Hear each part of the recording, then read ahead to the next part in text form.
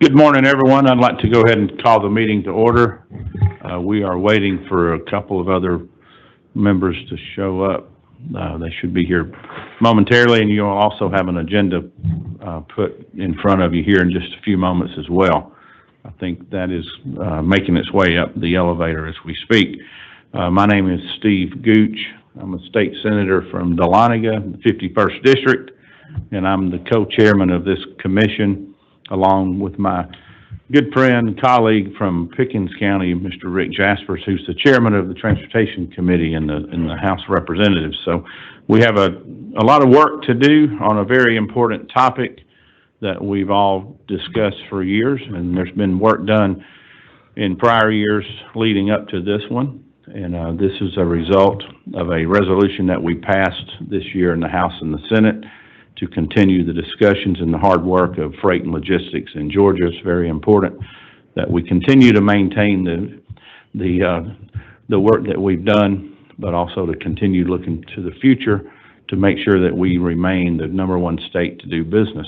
And I think we will do that, but it takes a lot of leadership to get to where we are today, and we're going to need to continue to provide that leadership going forward. At this time, I'd like to turn the microphone over to Chairman Jaspers for some welcoming comments, and then we will go around the table and let each of you introduce yourselves to each other, say whatever you'd like about yourself and your business that you represent or your district if you're an elected official, but just remember we don't want to be here all day, so keep your comments somewhat brief but to the point.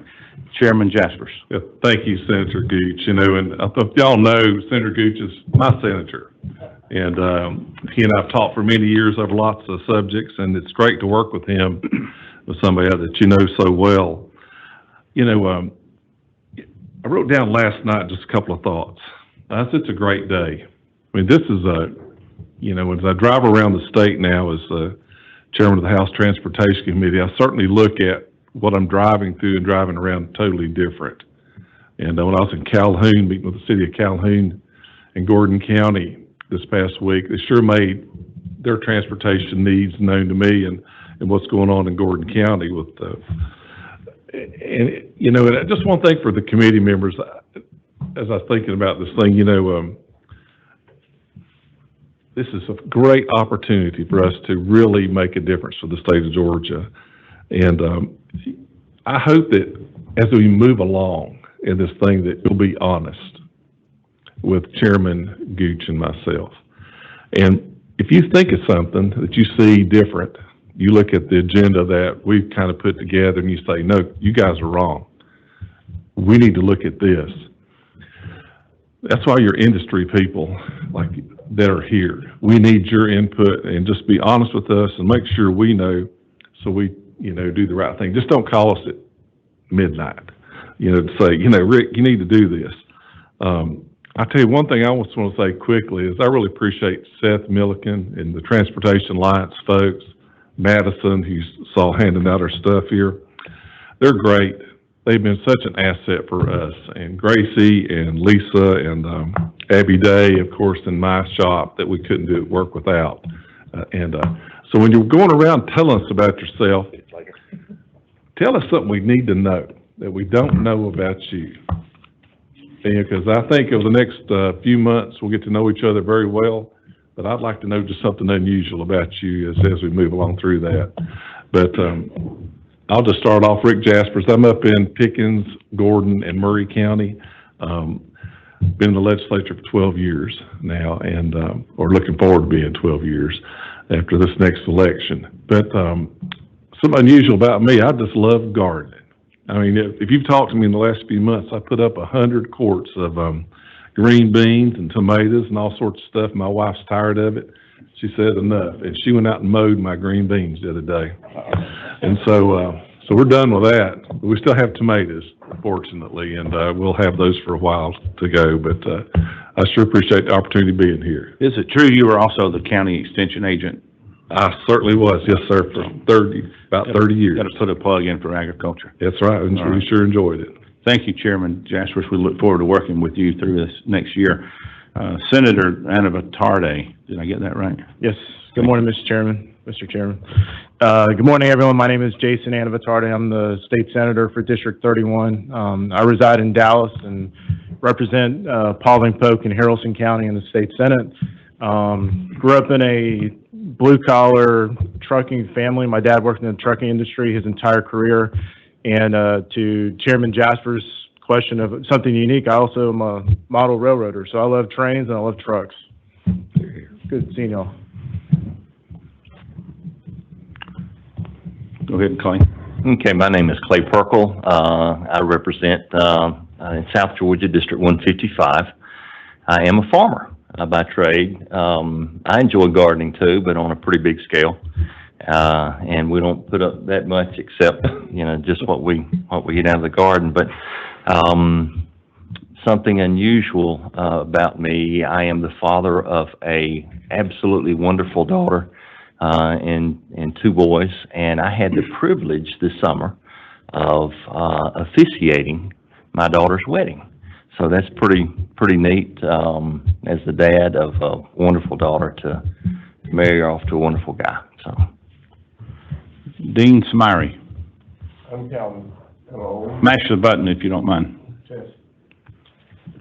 There you go. Thank you, Mr. Chairman. I'm Calvin Smyrie from Columbus, Georgia, and I'm delighted to be here today. I was on the last commission on freight and logistic, and worked with a lot of people in this room and at this table and in the audience, and I'm delighted to be appointed by this one, by this speaker, Speaker Ralston, to this commission.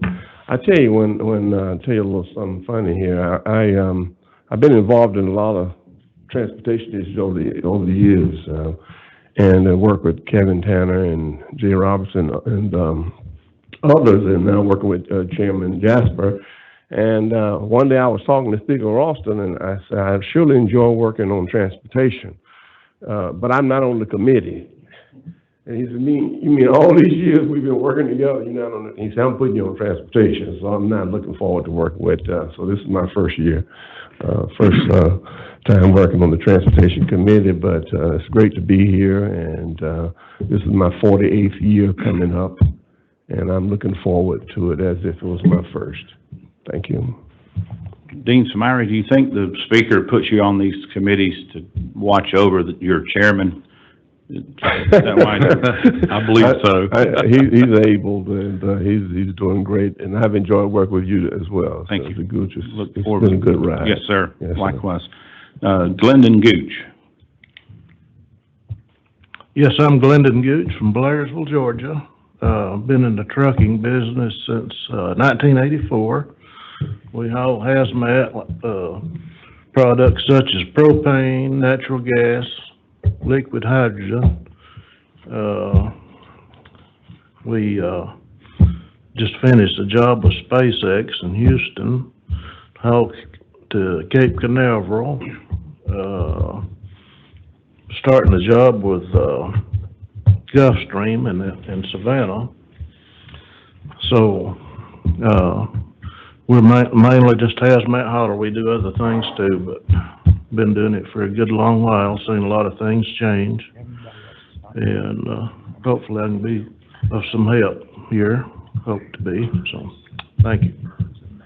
Thank you, and Mr. Gooch is an appointment of the Lieutenant Governor on this committee. Mr. Chairman, Transportation Chairman Frank Ginn, the Senator. Hello, Mr. Chairman, Welcome. the AKA Whip. Mr.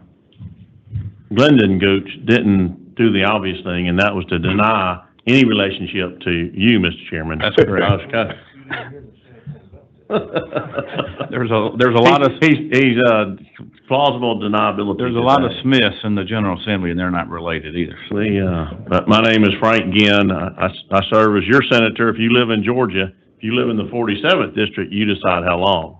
Now, one of the things that when we talk about freight and logistics, so we grow some really good district engineers up our way that turn into commissioners occasionally. I know that Commissioner McMurray's been putting up with me for about 30 years in public service, and I think we got a long way to go to get there, but one of the trivial details I'll tell you about is for myself, since Clay has touched on his family. My daughter has just gone to work, and she has the same degree as I do as an agricultural engineer. And I asked her, I said, did I sleep too much in that class one day? She said, yeah, because she's actually working for Honda Aircraft in Greensboro, North Carolina, leading a design team on a new airplane for Honda. And I'm thinking, yeah, I don't remember taking that design class on Honda aircraft or any aircraft, but it's great to be with y'all. Look forward to moving things ahead in Georgia, and let me know what I can do to help.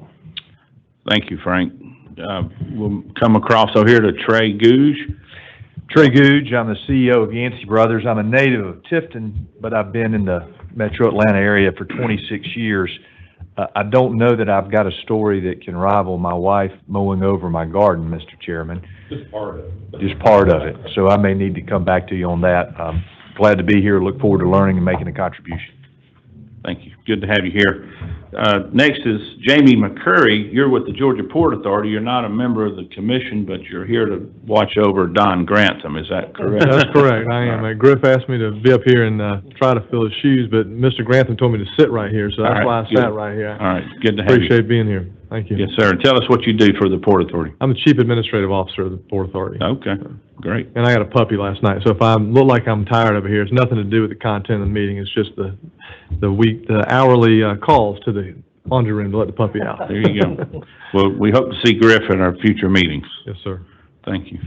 Mr. Grantham, just like being back home, isn't it?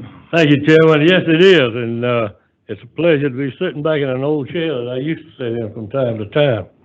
And I'm from Augusta, Georgia. I served on the DOT, the 12th District, for a little over 10 years, and delighted to be back with the Georgia Port Authority.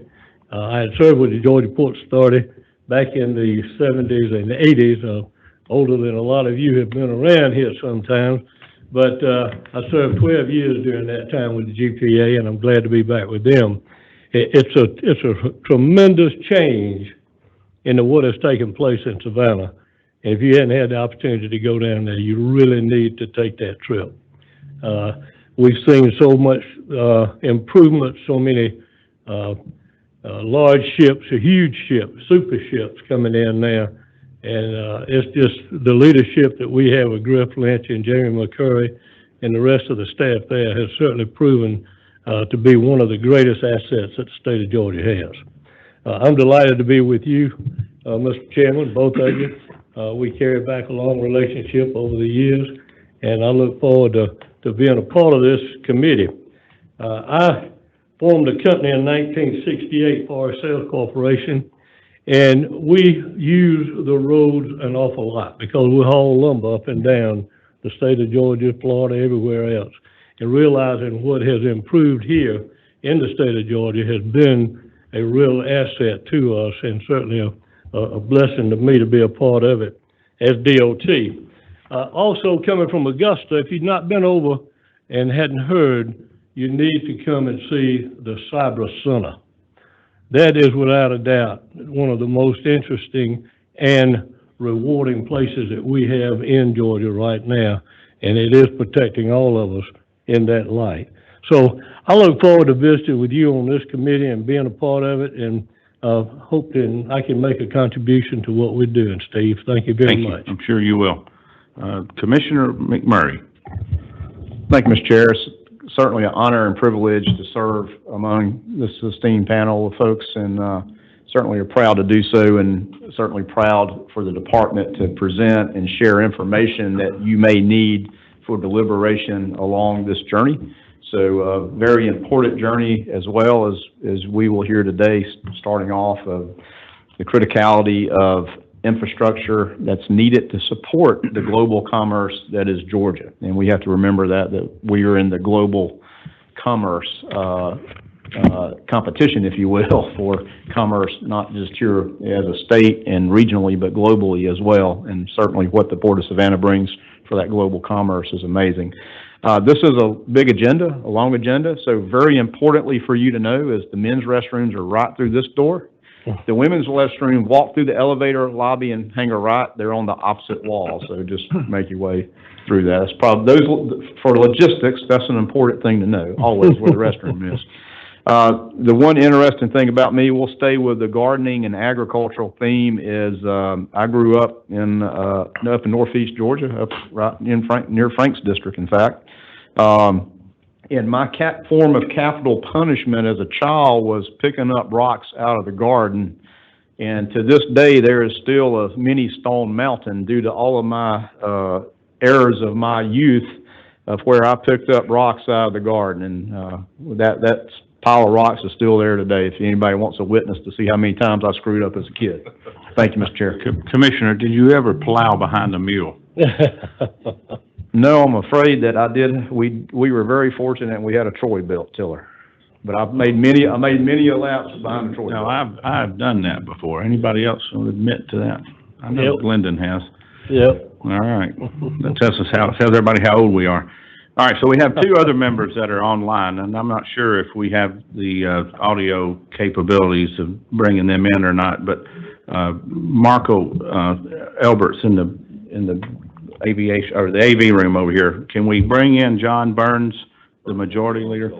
He won't be on till 11. How about Matt Guess? Is he online?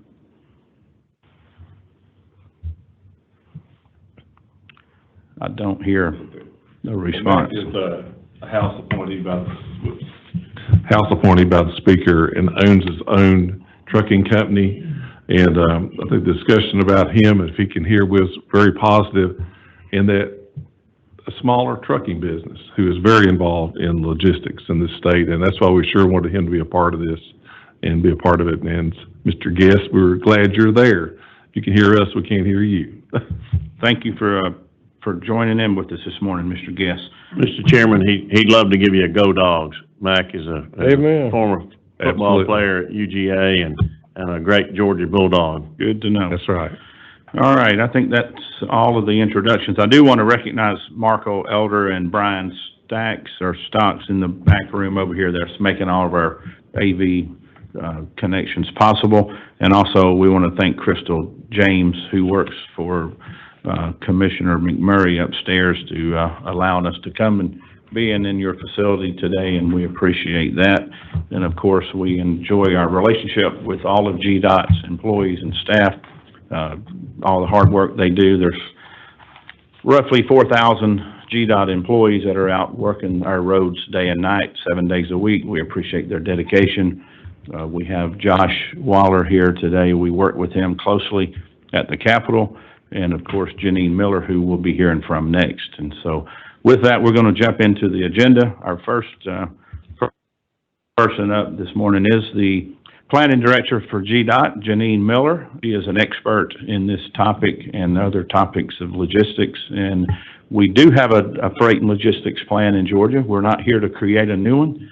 Our job is to look for ways to help pay for it. But Janine is going to bring us up to speed on what GDOT has done up until now and where we're going in the future. Ms. Miller. Good morning, everyone. Can you hear me? We can. All right. Hope everyone can hear me on the line too. And I am looking at the clock, and I realize I have 11 minutes until Senator Beach is on the docket. So We may give you some of Senator Beach's time.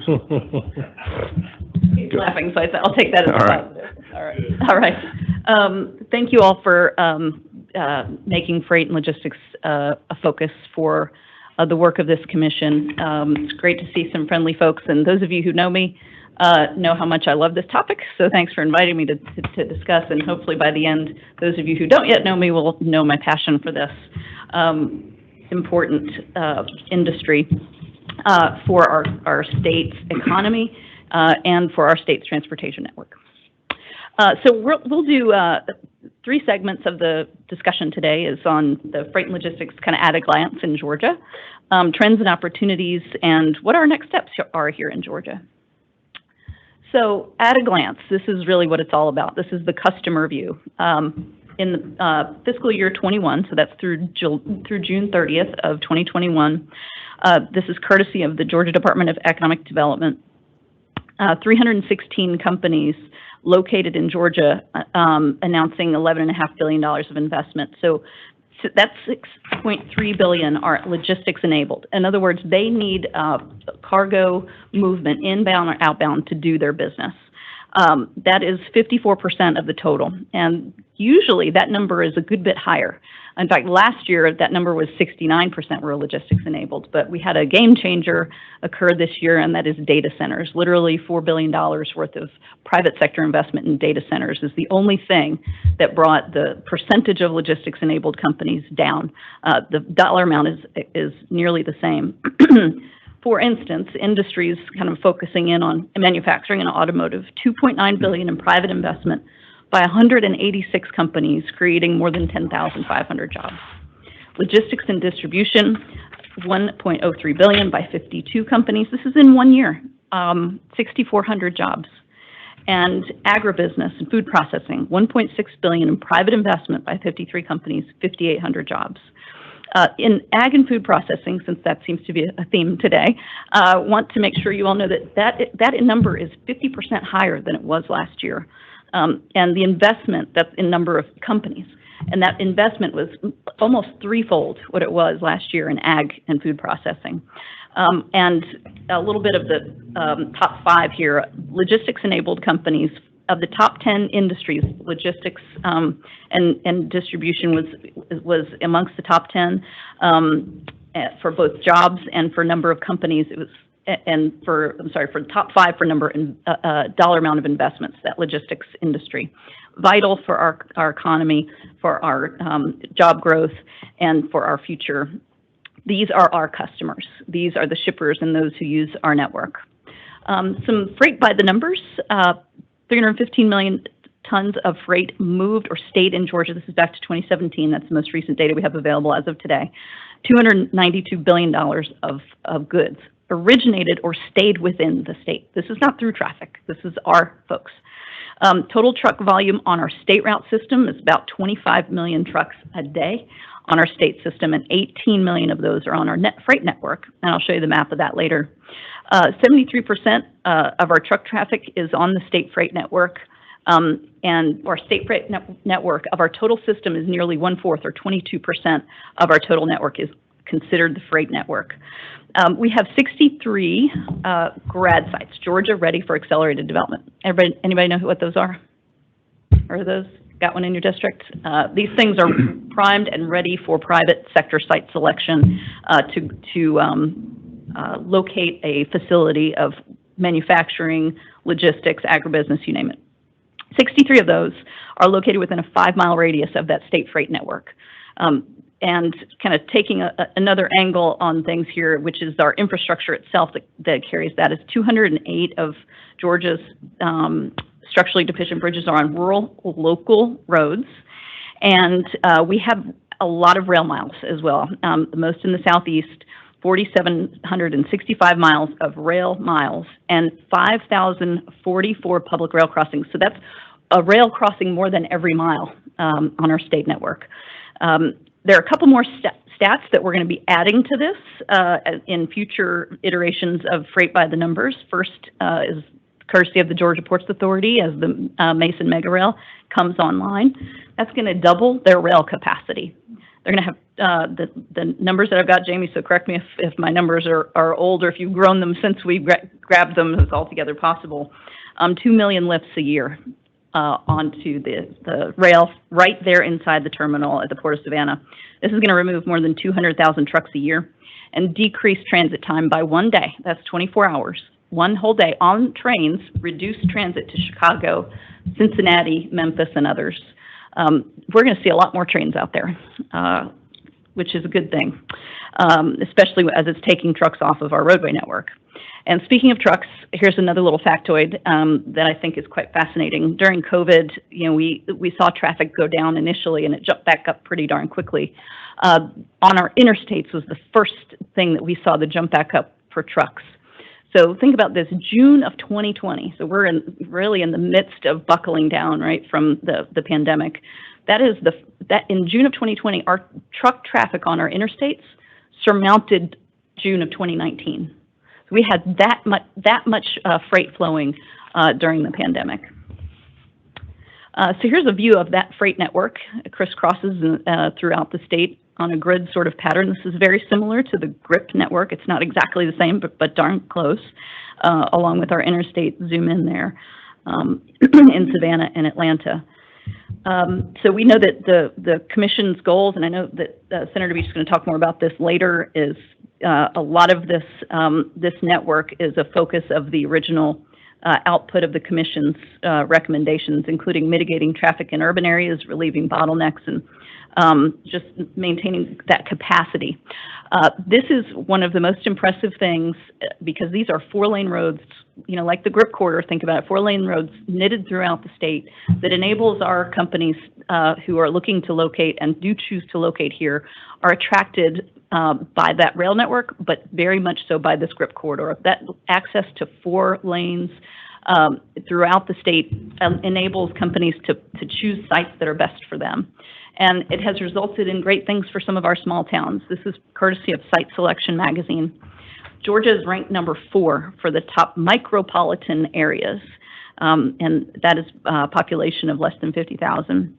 Number 4, only behind Ohio, number 3, only behind Ohio and Texas. And our ranking in the top are Jefferson, Calhoun, Bainbridge, Dublin, Fitzgerald, LaGrange, and tied for 55th are places like Americus, Thomasville, and Waycross. That network supports growth throughout the state. Quick question, if you could. Calhoun, does that have anything to do with the inland port? At this point in time, when this was gathered, it probably did, but not as much as we'll continue to see as that facility ramps up. Thank you. So we have a vision and mission for our freight network, our transportation network as it relates to supporting freight, that Georgia will be the global gateway of choice, providing reduced time to market, superior supply chain efficiency, and reliability from destination to end customer. And the mission statement is really what we do to enact that vision. And I like to focus on the 3 words that are, I think you might be able to see them bold there,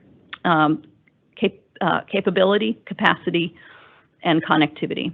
And the 4th C is also absolutely vital, underlined there, competitive advantage. That's what's key for us as we maintain, manage, and expand our network. And Governor Kemp is also very forward-looking and forward-thinking about the economic well-being and growth of our state, as you know. That includes his strategic goals we've built into our state strategic plan, expanding Georgia's role as a world-renowned hub for global commerce, maximizing taxpayer value with conservative budgeting, public-private partnerships, leveraging technology, and rural broadband access for economic growth.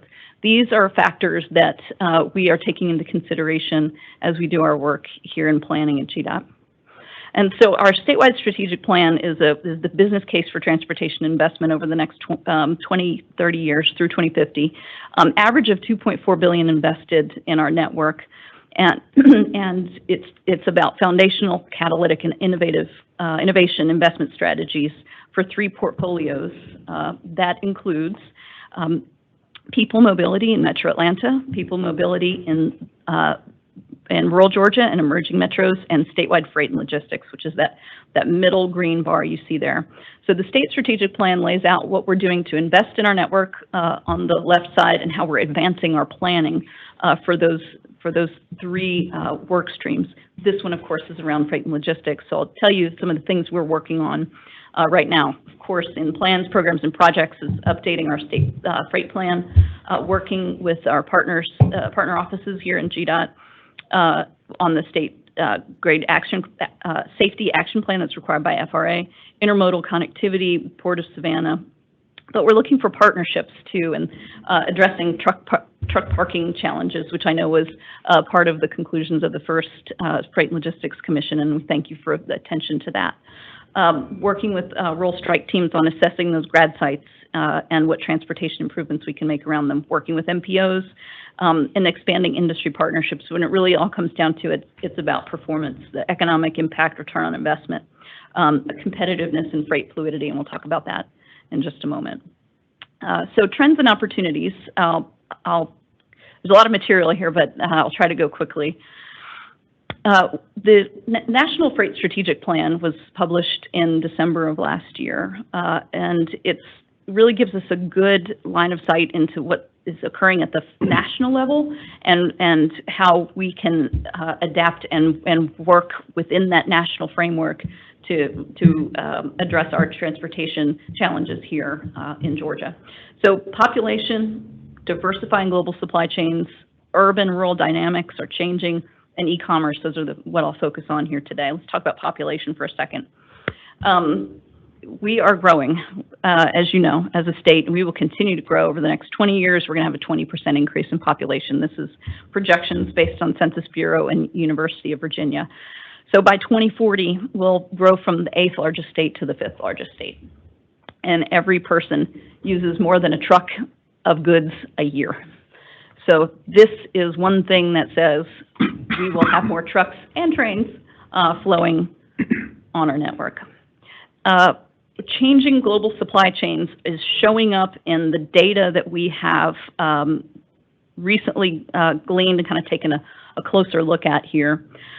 There's a lot going on in this chart, but what you can see is there's a lot of blue. And what that blue means is that those modes are picking up more of freight in those specific types of industry. So ag and food, basic commodities are two of the biggest growers on multimodal, railroad, and trucking.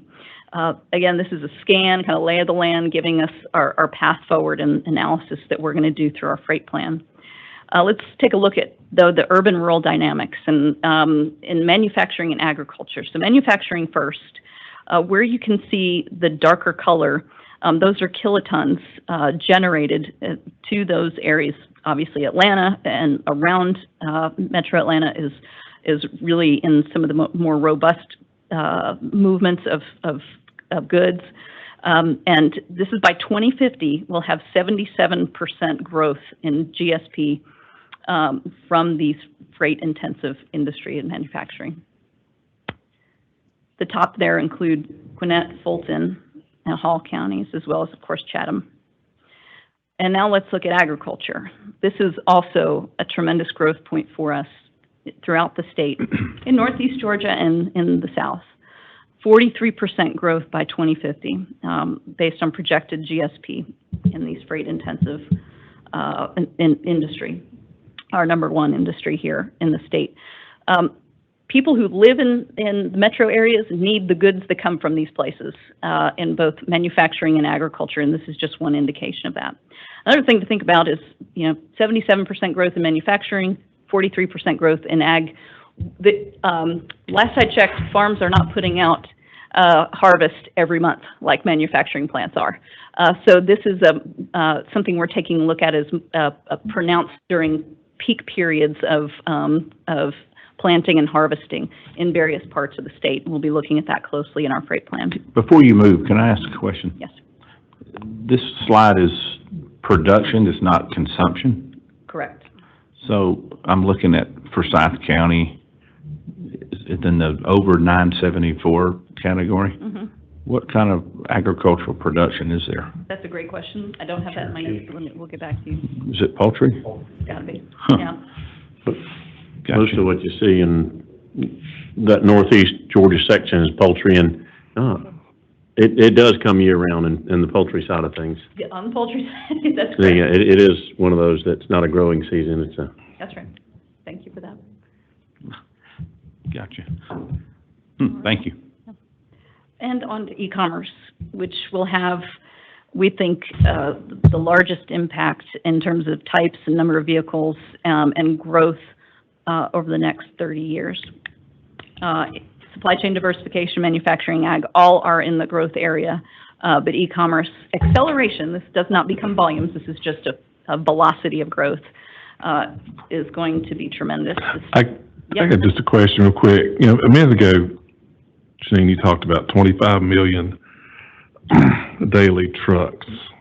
Does that include all the trucks that are involved in local e-commerce, or, that's the number's been sticking in my mind for a second.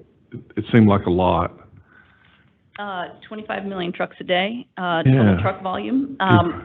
That's a great question. I think it's probably the multi-axle vehicles, is probably not the local delivery and box trucks, Okay. but I'll double check on that. Yeah, I'm just curious how that, it seems like a lot to me, but, what all it included in this big armful. And that might have been too in reference to the network, freight network. And just to give some perspective, because the numbers are large, in Georgia every day there's over 300 million miles traveled by all vehicles. If you drew a box around Georgia and measure how far people drove in Georgia one day, it's over 300 million miles a day driven. To give some, I mean, these are big numbers. I mean, when you think about it. Yes, sir. Thank you for that, Commissioner. So, e-commerce snapshot, this is courtesy of U.S. Census and our Georgia Center of Innovation for Logistics at the Department of Economic Development. U.S. retail sales in Q2 of 2021, $225 billion, an increase of 3.3% from the prior quarter. 3.3% growth from the prior quarter and 9% year over year. Now e-commerce is about 13% of total sales. That's growing constantly over the past several years. And our U.S. industrial vacancy rate at the end of Q2 is 4.5. That's throughout the U.S. Much of it is attributable to the e-commerce acceleration and ties an all-time low for vacancy rate that was registered in Q4 of 2018. So a lot of site location activity is occurring around there. I'm going to skip to the next steps in the interest of time and talk about what activities we have going on here at GDOT. There are 2 new lump sums, so thank you to members of the General Assembly for approving the allocation of $10 million each to each of these programs. This will allow us to hit the sweet spot of demand out there in rural safety, rural innovation, as well as freight operations.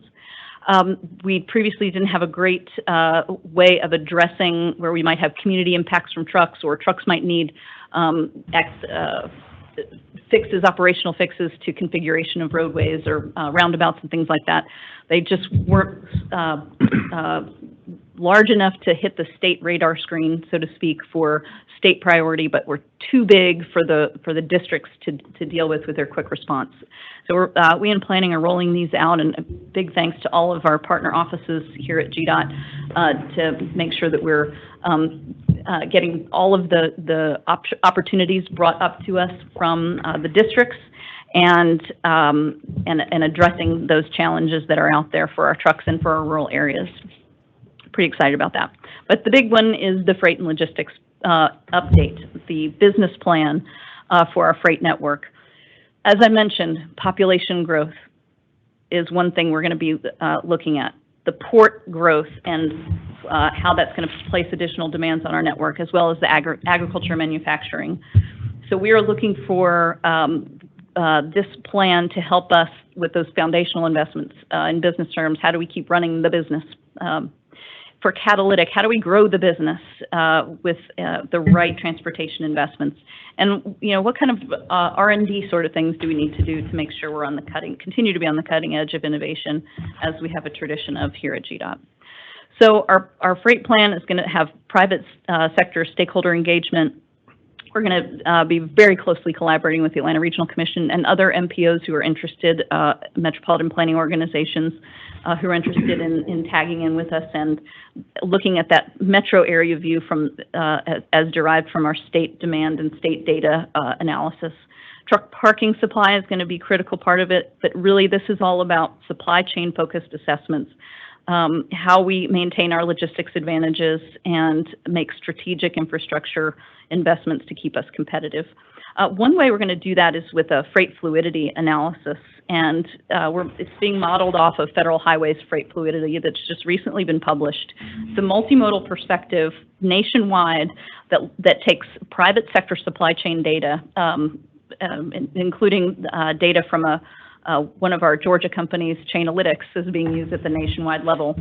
That is private sector data to help us understand origin, destination, and volumes and mode choice. And it's going to be a key part of our work going forward. As an example, here's food products manufacturing, food processing. So this is an origin destination map nationwide that looks at fresh, frozen, processed meats, poultry, fish, fruits, vegetables, milled grains, oilseeds, sugar, baked goods, beverages, you name it. From private sector supply chain, this data is cloaked, so we don't have a line of sight into individual businesses' supply chains, but in the aggregate tells us what we need to know about the demands coming onto our network. We're going to have a Georgia version of this that's going to be specific to our industries and where we want to be strategic. And so our timeline for that is we're going to kick off here in the next week or so, and we are aiming to conclude by December of 22 so that we may achieve our deadline to federal highways by January of 2023. So that concludes my report, Chairman. And we may have a few questions. Mr. Latham. Yeah, Mr. Chairman, Janine, where does the forest industry fit into your schedule as far as that last slide you just showed? In terms of the schedule for the freight plan? Forestry is a key industry for us. I did not focus on it here yet because I was looking at the nationwide view, but we will be looking at forestry products, absolutely. It's a key industry, key part of our agriculture and natural resources here. Right, it's one of the largest in Georgia, if not the largest as far as the product itself goes. And also another question I've got, I'm comprehending what you gave me and I'm looking at it on screen, but is there a way that we can get a printout of this report? Absolutely. I think that would be very helpful to us. Cut some more trees for the forestry industry. We can do that. All right. Any other questions? Thank you, Mr. Grantham. I have a couple of questions. Thank you for your update on this. Remembering back to our previous commission that Chairman Tanner and Beach will probably talk about in just a few minutes.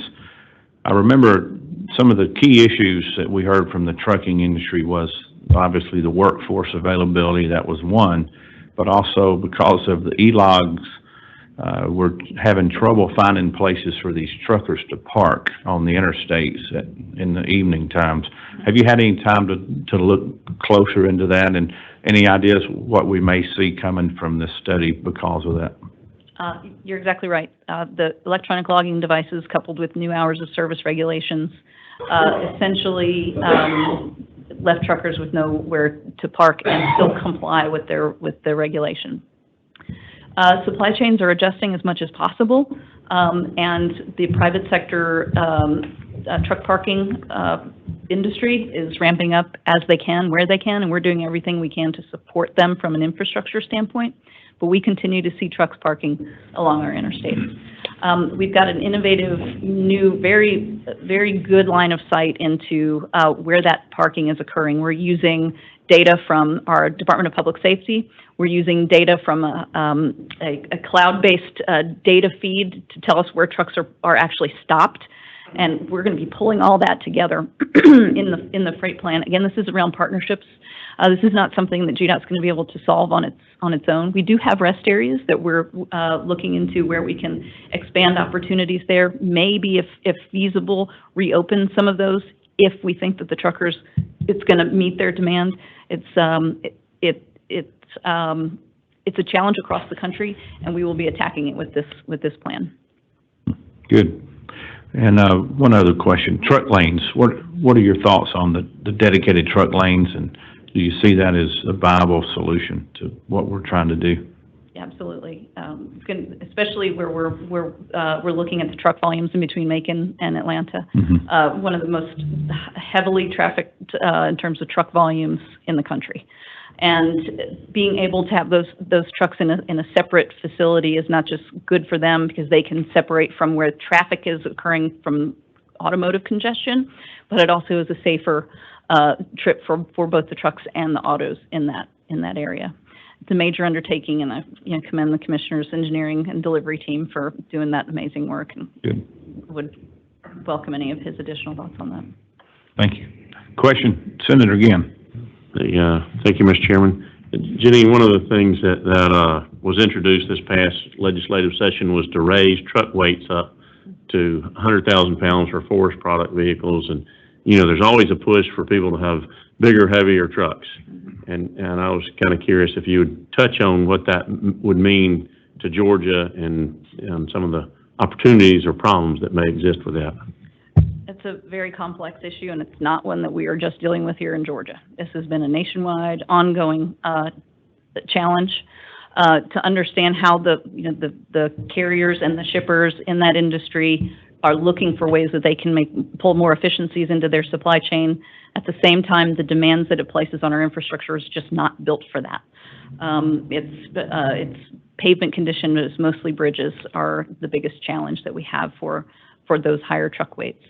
So it is something that we will take a look at, and definitely in terms of the trade-offs and, looking at other best practices in other countries to see how they were able to address and handle it, but there is no easy answer to that.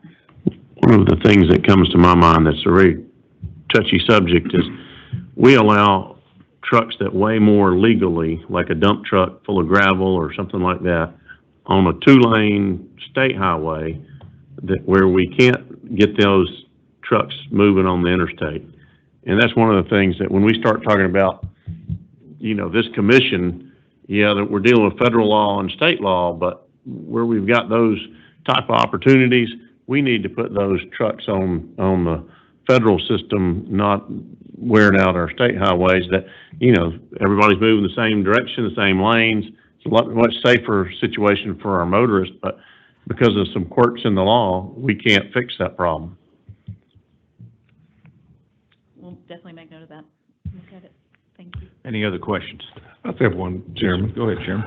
Just, Janine, on truck parking, of course, as much as we all drive around, we see it all over the place. And have you seen any movement for, storage facilities, warehousing facilities to do any on-site truck parking for their people, or anything in certain communities looking at doing something on their own at this moment? Or is everybody waiting on us? Is that? No, they're not waiting on us. We are looked to as part of the solution, but not the only one.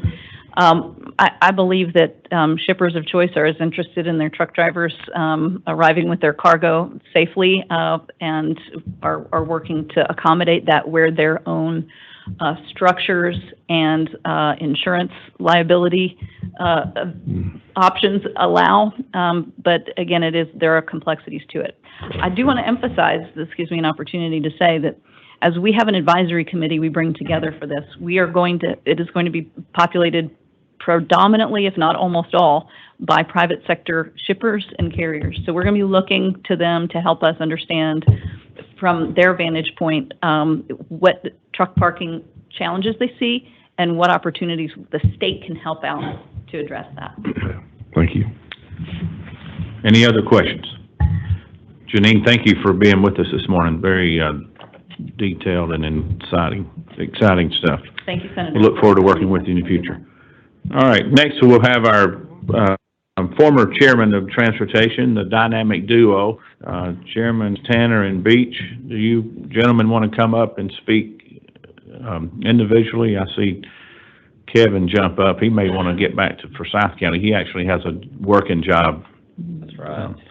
It's good to see you again, brother. You too. And first of all, as I get started, I do want to, Dean Smyrie had mentioned this, but I want to thank Chairman Gooch was involved with our commission for 2 years. Dean Smyrie was on our commission for 2 years. Especially want to thank Chairman Beach. He did a great job co-chairing the commission for 2 years, and Commissioner McMurray also helped and was on the commission. So we had a great group, did a lot of good work, and they had asked me to come here today to recap a little bit about our work for 2 years, because I think it's important as this conversation continues to move forward that we just don't redo things that have been done in the past. Government sometimes is famous for talking a lot about problems and not ever actually finding solutions. And those of you who know me know I like to try to move the ball forward. So want to go over a little bit about what we did and then some of our recommendations. The Freight and Logistics Commission was first constituted by the General Assembly in 2019. We recognized it was important to have a comprehensive plan in place to address infrastructure needs and the challenges of growing Georgia. Knowing where to invest time, money, and resources in the state not only allows that growth to continue, but it propels it forward at a faster pace During the 2019 inaugural year for the Freight Logistics Commission, we heard from state and industry leaders and professionals about growth trends and projections, some of what you've heard today. We also briefed on the challenges and opportunities for moving freight and people as our population continues to grow. And with the census numbers that have recently come out, you know that we have tremendous growth in a large part of our state, especially in the metro Atlanta and North Georgia area. It is projected by 2040, Georgia will have the 5th largest population in the nation with over 12 million people. With 84% of freight moving on trucks, it is vital that we plan now to keep everyday motorists moving safely while also ensuring Georgia remains the #1 state in which to do business. A critical piece of the transportation puzzle is utilization of freight to move goods. Over the next 25 years, estimates show rail needs in Georgia will total $877.8 million. This is in addition to maintaining the good state of repair. So that's the amount of dollars it will cost that we'll need to invest above and beyond the good state of affairs in rail over the next 25 years. So it's $877 million. The 2019 Commission made the following recommendations: to develop a CDL workforce to address driver shortages. Those of you in the industry know that one of the hardest things to do is find qualified employees, and that's what we're seeing across the spectrum. But that's something that's very important. As we went through 2 years listening to the trucking industry, is having a qualified workforce is extremely important. We're seeing that today across the spectrum with delays in getting product shipped, as the fact we just don't have enough drivers to do the deliveries. Create solutions to provide more truck parking. You talked about that today. There's just not enough parking spaces for the federally mandated electronic logs in place. So the state's going to have to take a strong leadership role in that area. I agree that it will be the private sector that ultimately gets the job done, but the state's going to have to lead in that effort to help find those solutions.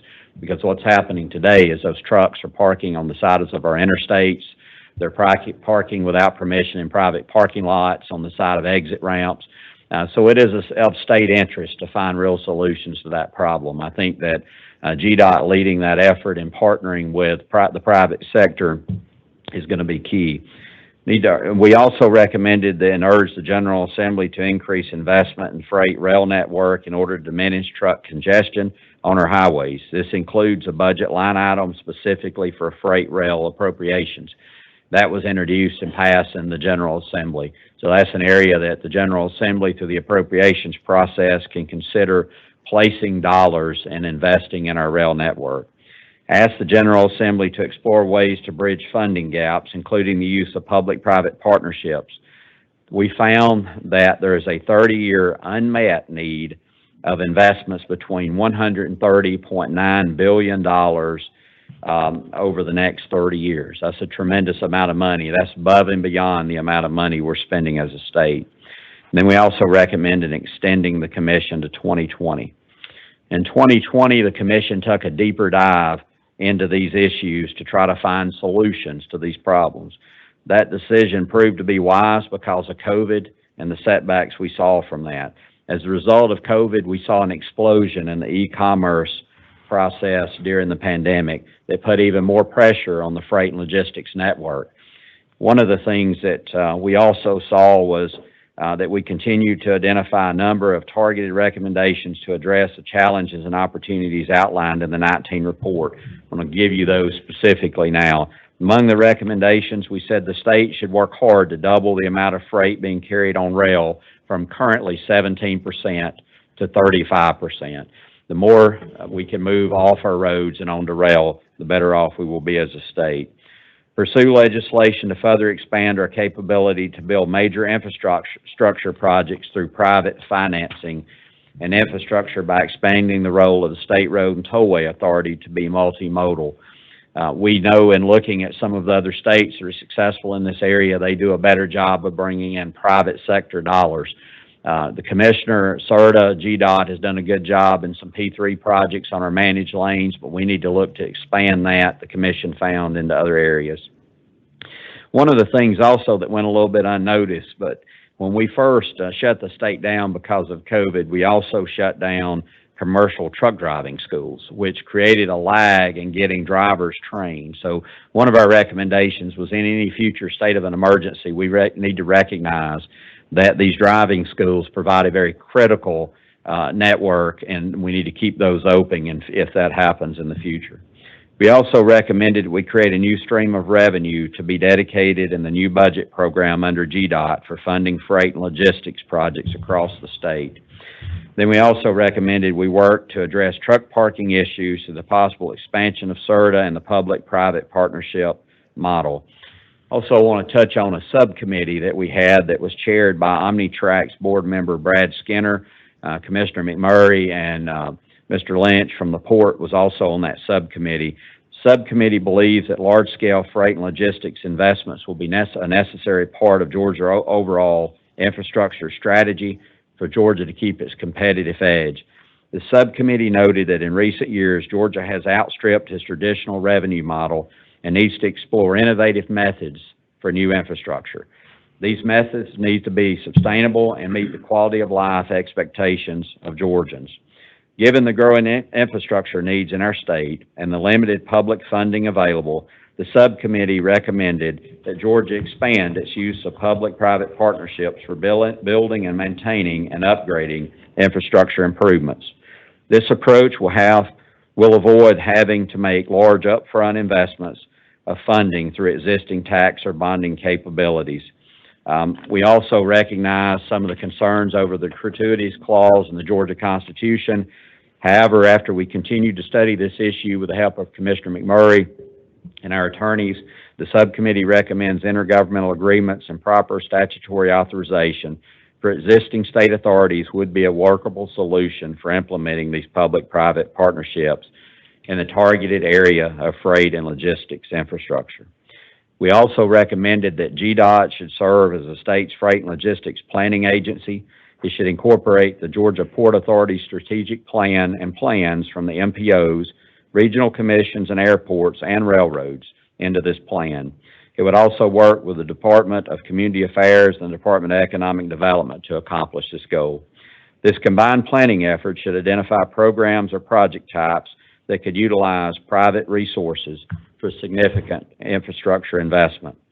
Finally, the subcommittee recommended that Georgia explore discretionary grant funding or federal loan programs as an option for funding. One of the things that we have saw recently with the opportunity to receive a large number of COVID dollars, there's going to be some unique opportunities facing the state that we did not have at the time of this report. I know the state's receiving, I believe, approximately $5.7 billion of total funding through COVID. The governor set up a grant program that those of us in local government are seeking dollars, but there's another large pool of resources out there, and I think this commission can encourage that our leadership in the state look at what we can do to invest in our freight infrastructure needs going forward. Again, in closing, before I turn it over to Chairman Beach, I would just encourage all to look back at the good work that Dean Smyrie and Chairman Gooch, Chairman Beach and others, and the Commissioner did on the commission for the last 2 years, identifying some real problems. The biggest issue, though, is funding. All of these things are going to require additional revenue investments by the state, and that's a challenge oftentimes, and I know that.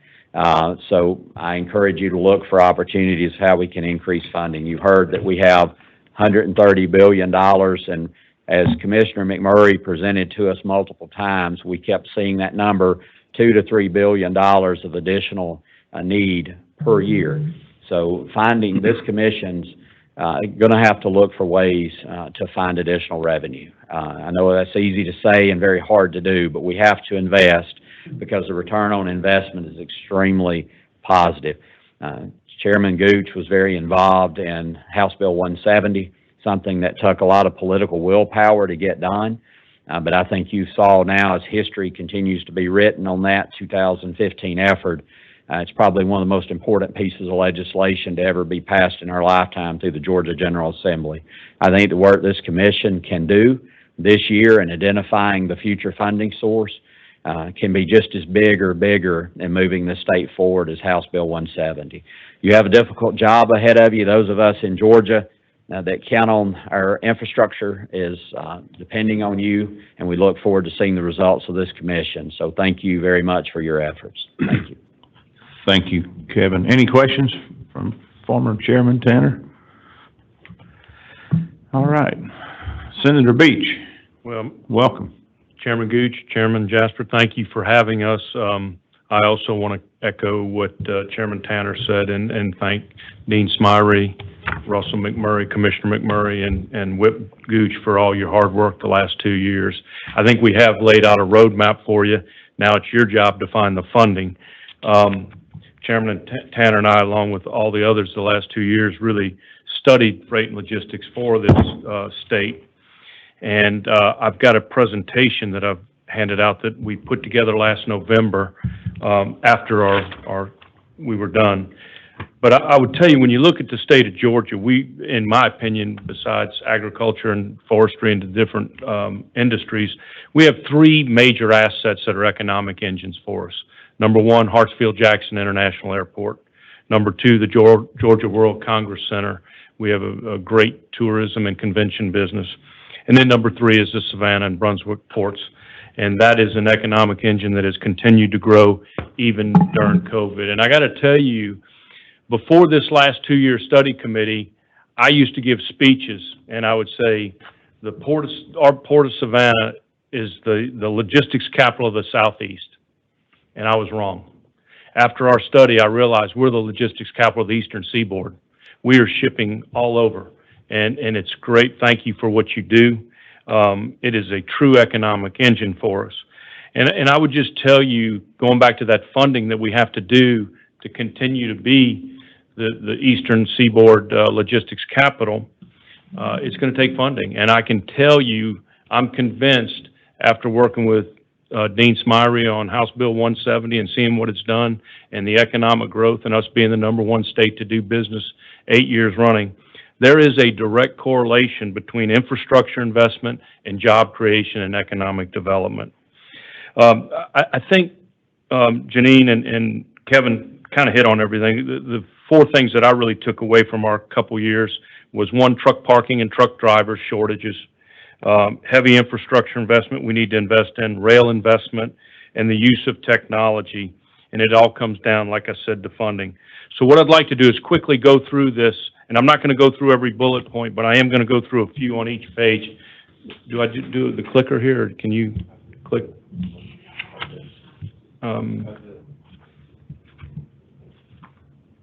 Okay, yeah, here it is, background.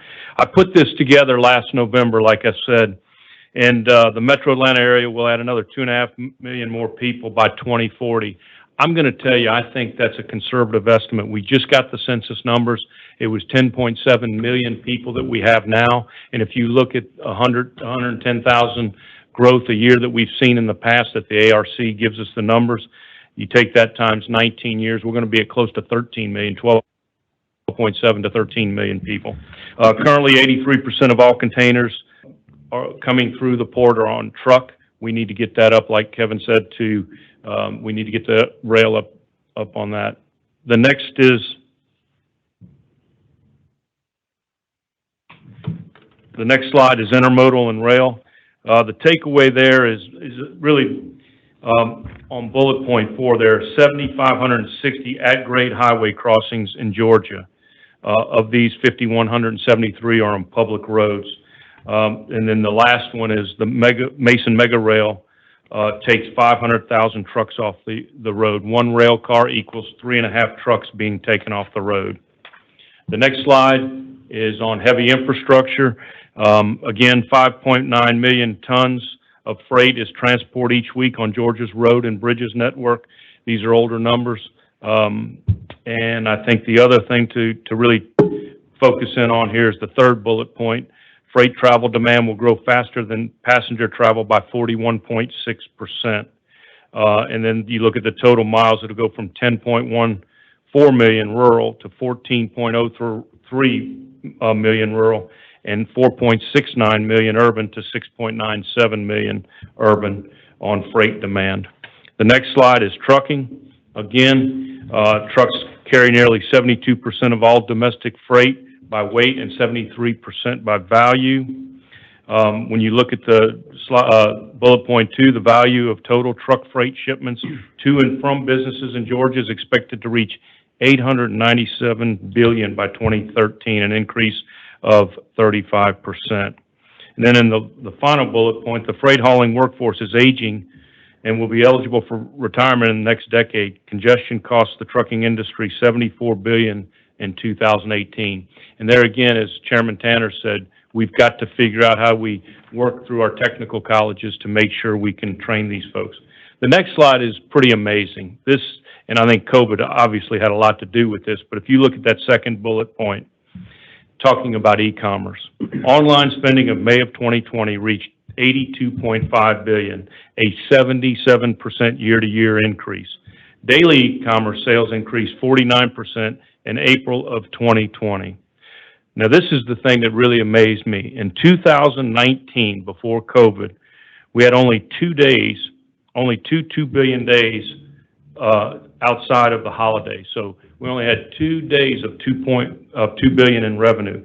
As of August 2020, and these are old numbers, again, this was last November, we've had 130 straight days of 2 billion in revenue or more on e-commerce sales.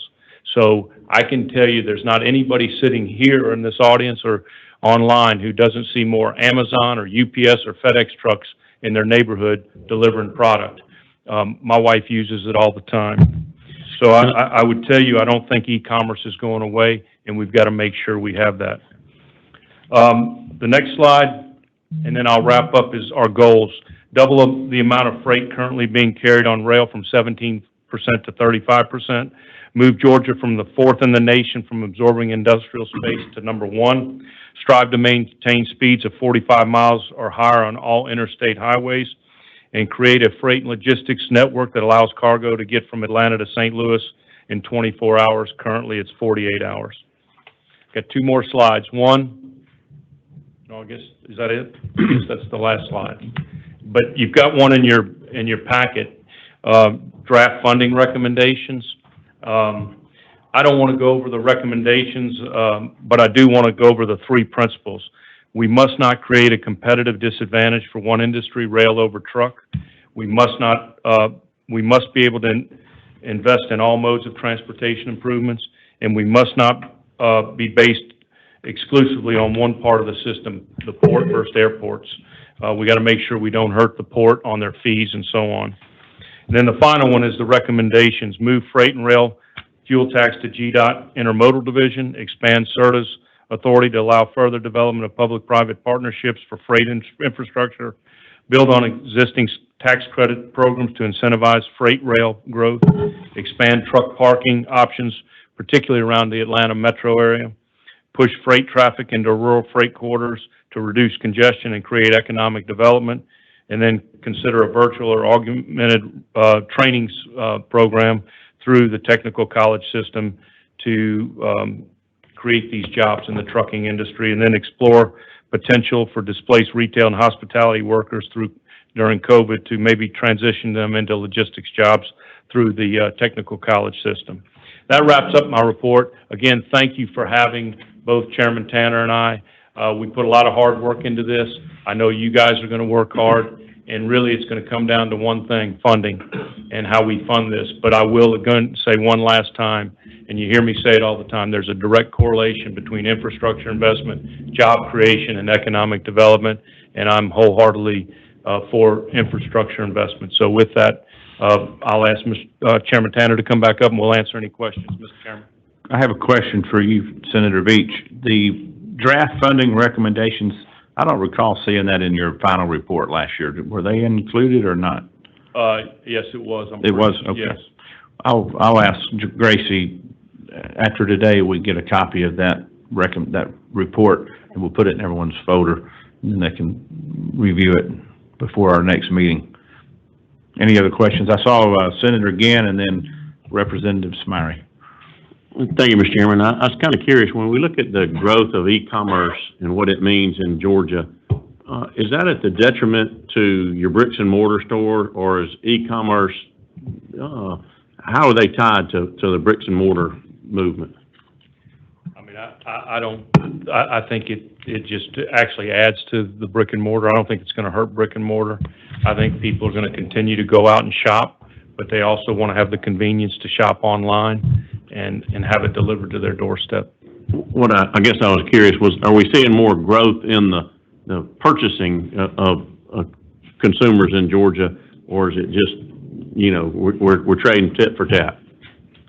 I think the answer is both. I think the amount of purchasing is up. I think that there was a study that just came out last week looking at that very issue, and one of the things that it said that was your normal brick and mortar malls, for instance, your middle level or lower end malls were hurting. They were not coming back as rapidly. But what they also found was places like the Collections, Avalon's, other malls that are a little bit higher end, that have specialty type boutiques and shops, they were actually performing very well and actually outperforming what had been estimated. So I think that trend will continue. One of the things I'll also say, and I appreciate Brett Harrell's leadership on this, but if we had not passed the Marketplace Facilitator Bill when we did, Georgia would not be in the same financial condition it's in today, and neither would local governments. So General Assembly's taken some strong leadership roles in several of those areas. I think part of the answer to your question, Senator, is consumer behavior is changing quickly with technology. Everyone in this room has a smartphone in their hand or on their possession. They can pretty much buy anything they want anywhere in the world with 2 or 3 steps on the phone, to where years ago you would have to go to that mall or go to that store to look for what you're wanting. So you can have it dropped at your home sometimes before you even get home. So, I mean, it's just amazing what the technology is allowing us to do. So it may have an impact on the brick and mortars, but those brick and mortar developers are going to look for another opportunity to invest their monies as well. Don? A good comparison to that is right now the construction is a 2.5 million square foot facility of Amazon on I-20 and the Appling Road, just north of Augusta. So that tells us over there that there's a growth area as far as transportation, as far as road use, as far as weight limits, as far as what we're discussing here in this room today. I think is extremely important. Thank you. Any other questions? Sorry, Dean Smyrie. To both my friends, when I looked at the goals, and I remember us discussing this, but Bullet 4 says create a freight and logistics network that allows cargo to get from Atlanta to St. Louis in 24 hours. Currently, that's 48 hours. What drives that? When you say create the freight and logistics network, is that particularly pertains to Atlanta to St. Louis, or this is something that could be applicable across the board? What drives that, Kevin? Part of the challenge is moving freight from the Port of Savannah into the metro area quicker. And one of the ways to do that is to continue to expand our rail network, which includes short line rails, et cetera. But it also includes the truck lane project that GDOT has been working on. But it also is part of that $877 million investment that's going to be required into rail. We have to continue to build up our rail network to be able to move freight from the port across the eastern seaboard. And so a lot of it centers around the revenue that we recognize needed to be invested. Okay. Well, you heard me say this many times, freight and logistics and transportation won't guarantee economic development, but I can guarantee you that without it, you won't have economic development. Good point. Representative Perkle. Thank you, Mr. Chair. And I don't know who this should be addressed to, but I do thank you for the handout. I mean, we're all here to look at how we fund these projects that we have identified. There's I should have mentioned to Janine, I went 180 miles this morning. I could tell you where all the trucks are parked on I-75 this morning. There's substantial amounts of them. But in terms of the funding options that was listed on this, and I do thank you for that, and being the newest member of this committee, I'm trying to just learn and not say too much. But can you give me the rationale for, and one of the funding options that y'all had identified was a fee on the value of freight move versus the volume. So as a farmer, when I have to replace an engine on one of these big John Deere tractors, it's high as a cat's back. And why would we look at a funding model that would ascertain a fee that would be a higher fee for a diesel tractor engine versus a load of gravel? One of the things in the report you'll see, we listed a lot of funding options. Most of the funding options came from different presenters, different ideas, and when we got to the end of the year, we had not been able to do the proper research and to run all of those funding options down, so they were all listed. There was not one that we landed on and said, this is what the state should do. So all of those are just listed for additional consideration, which is why the commission was extended and this commission was established, was to answer that very question.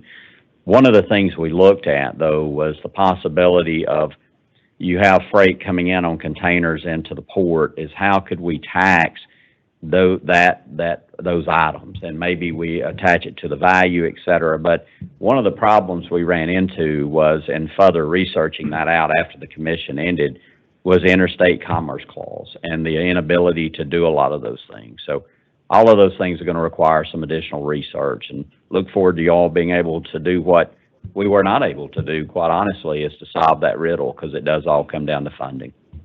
A follow-up? Yes, sir. And I do just add to that, as I said, we didn't want to hurt the port in any way, shape, or form with their fees, or the airport on the air cargo, because one of the things we aren't really good at is our air cargo's lacking. You know, we're the #1 passenger airport in the world at Hartsfield-Jackson, but we're not even in the top 10 on air cargo. So we've got to make that a priority, and we don't want to do anything to hurt fees on either the airport or the port. And thank you for that comment, that clarification. I think we all on this committee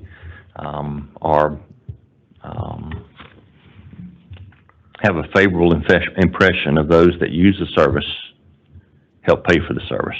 So, and not just based on value. So thank you. That would Thank you for that. ultimately be the consumer. That's correct. So with that, we're going to talk about that opportunity a little later, and I'll introduce a consultant to you shortly that'll help us get us through this process. So we'll come back to that at the end of the meeting today. Senator Anavatardeh. I just have one comment, I think, to the discussion, and I think Chairman Jaspers kind of maybe touched on this or alluded to it maybe indirectly, but I know this is a commission and we're talking about infrastructure funding, but I think as we kind of go along this process and down the pathway to what our policy solution is, I think one of the things we have to consider is that if we're going to invest into this infrastructure, is there another parallel pathway, whether it's other colleagues of ours or us, to discuss in terms of the workforce component of this, and whether that is creating, you know, more CDL training sites or other things with TCSG across the state or whatever to kind of run parallel to, if we're going to build the infrastructure, how are we going to get the workforce to help these companies and others across the state as we kind of go forward. So hopefully, I know that's not directly, doesn't impact this, but I know everybody who's interested in this is impacted by that workforce conversation to make sure that our economy is successful. So just a comment. Thank you. Any other questions? Gentlemen, thank you for being with us. It's great to see you. We're going to take a exactly 5-minute break. 5 minutes. It's 11:20, and we'll be back at 11:25 for our next presenter. So y'all go to the restroom, get water, soft drink, whatever you need, and come back in 5 minutes.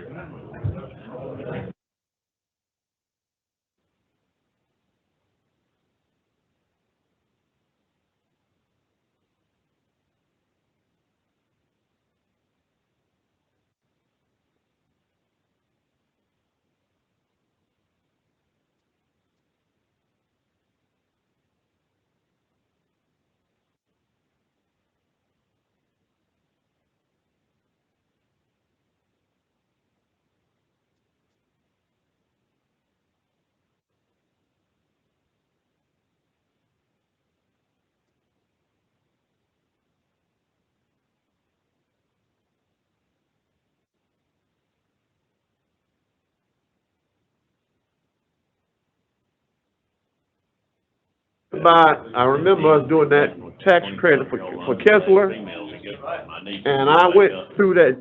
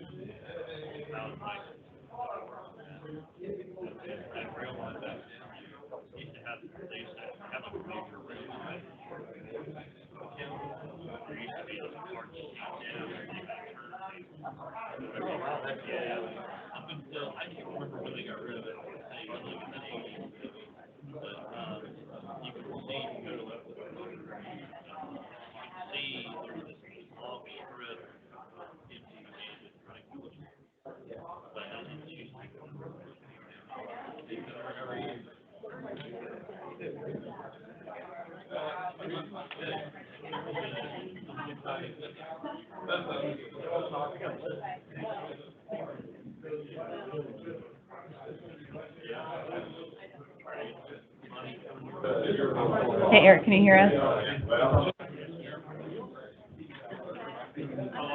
I can. I had you on mute. How you doing? Great, we'll get started in just like 2 minutes. Chairman Josh will tell you when to go. That's fine. And you can hear me okay? Yeah, we can hear you just fine. Thank you. Perfect. Good. We'll talk to you in a second. Okay.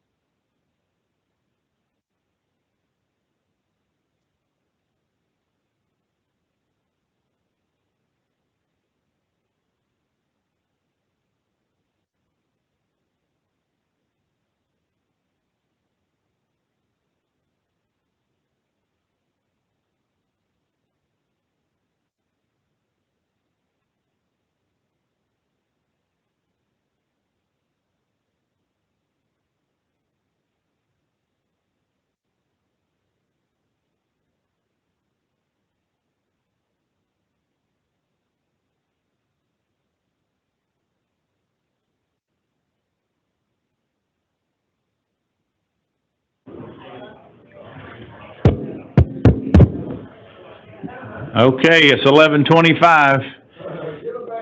Dean Smyrie, you're always on time. Thank you for being in your seat. We'll start talking about them and they'll come back in here.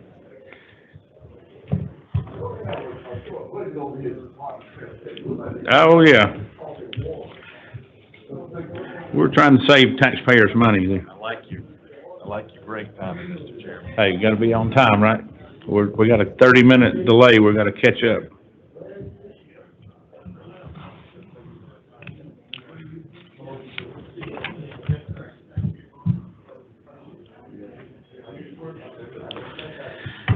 Can they hear in the hall?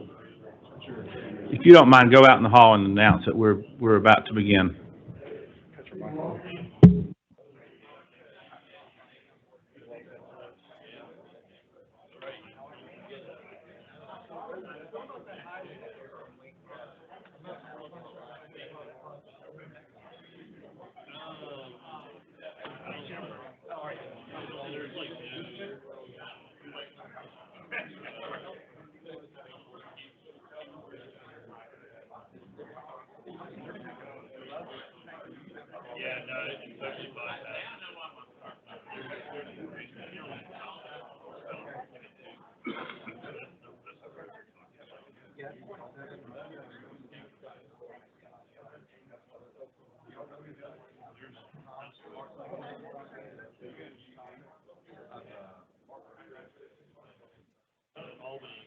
Okay, committee members, please return to your chairs. Now we're at 7 minutes. I'm trying to get us back on track. Good rule follow.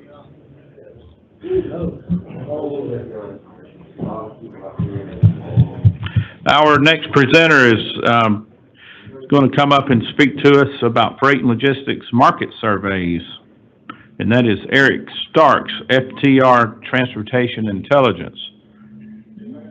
Is Eric in the room? I am here virtually. He's online. All right. How are you doing today? I am doing wonderful. It's a delight to be here with you all. Tell us where you're broadcasting from.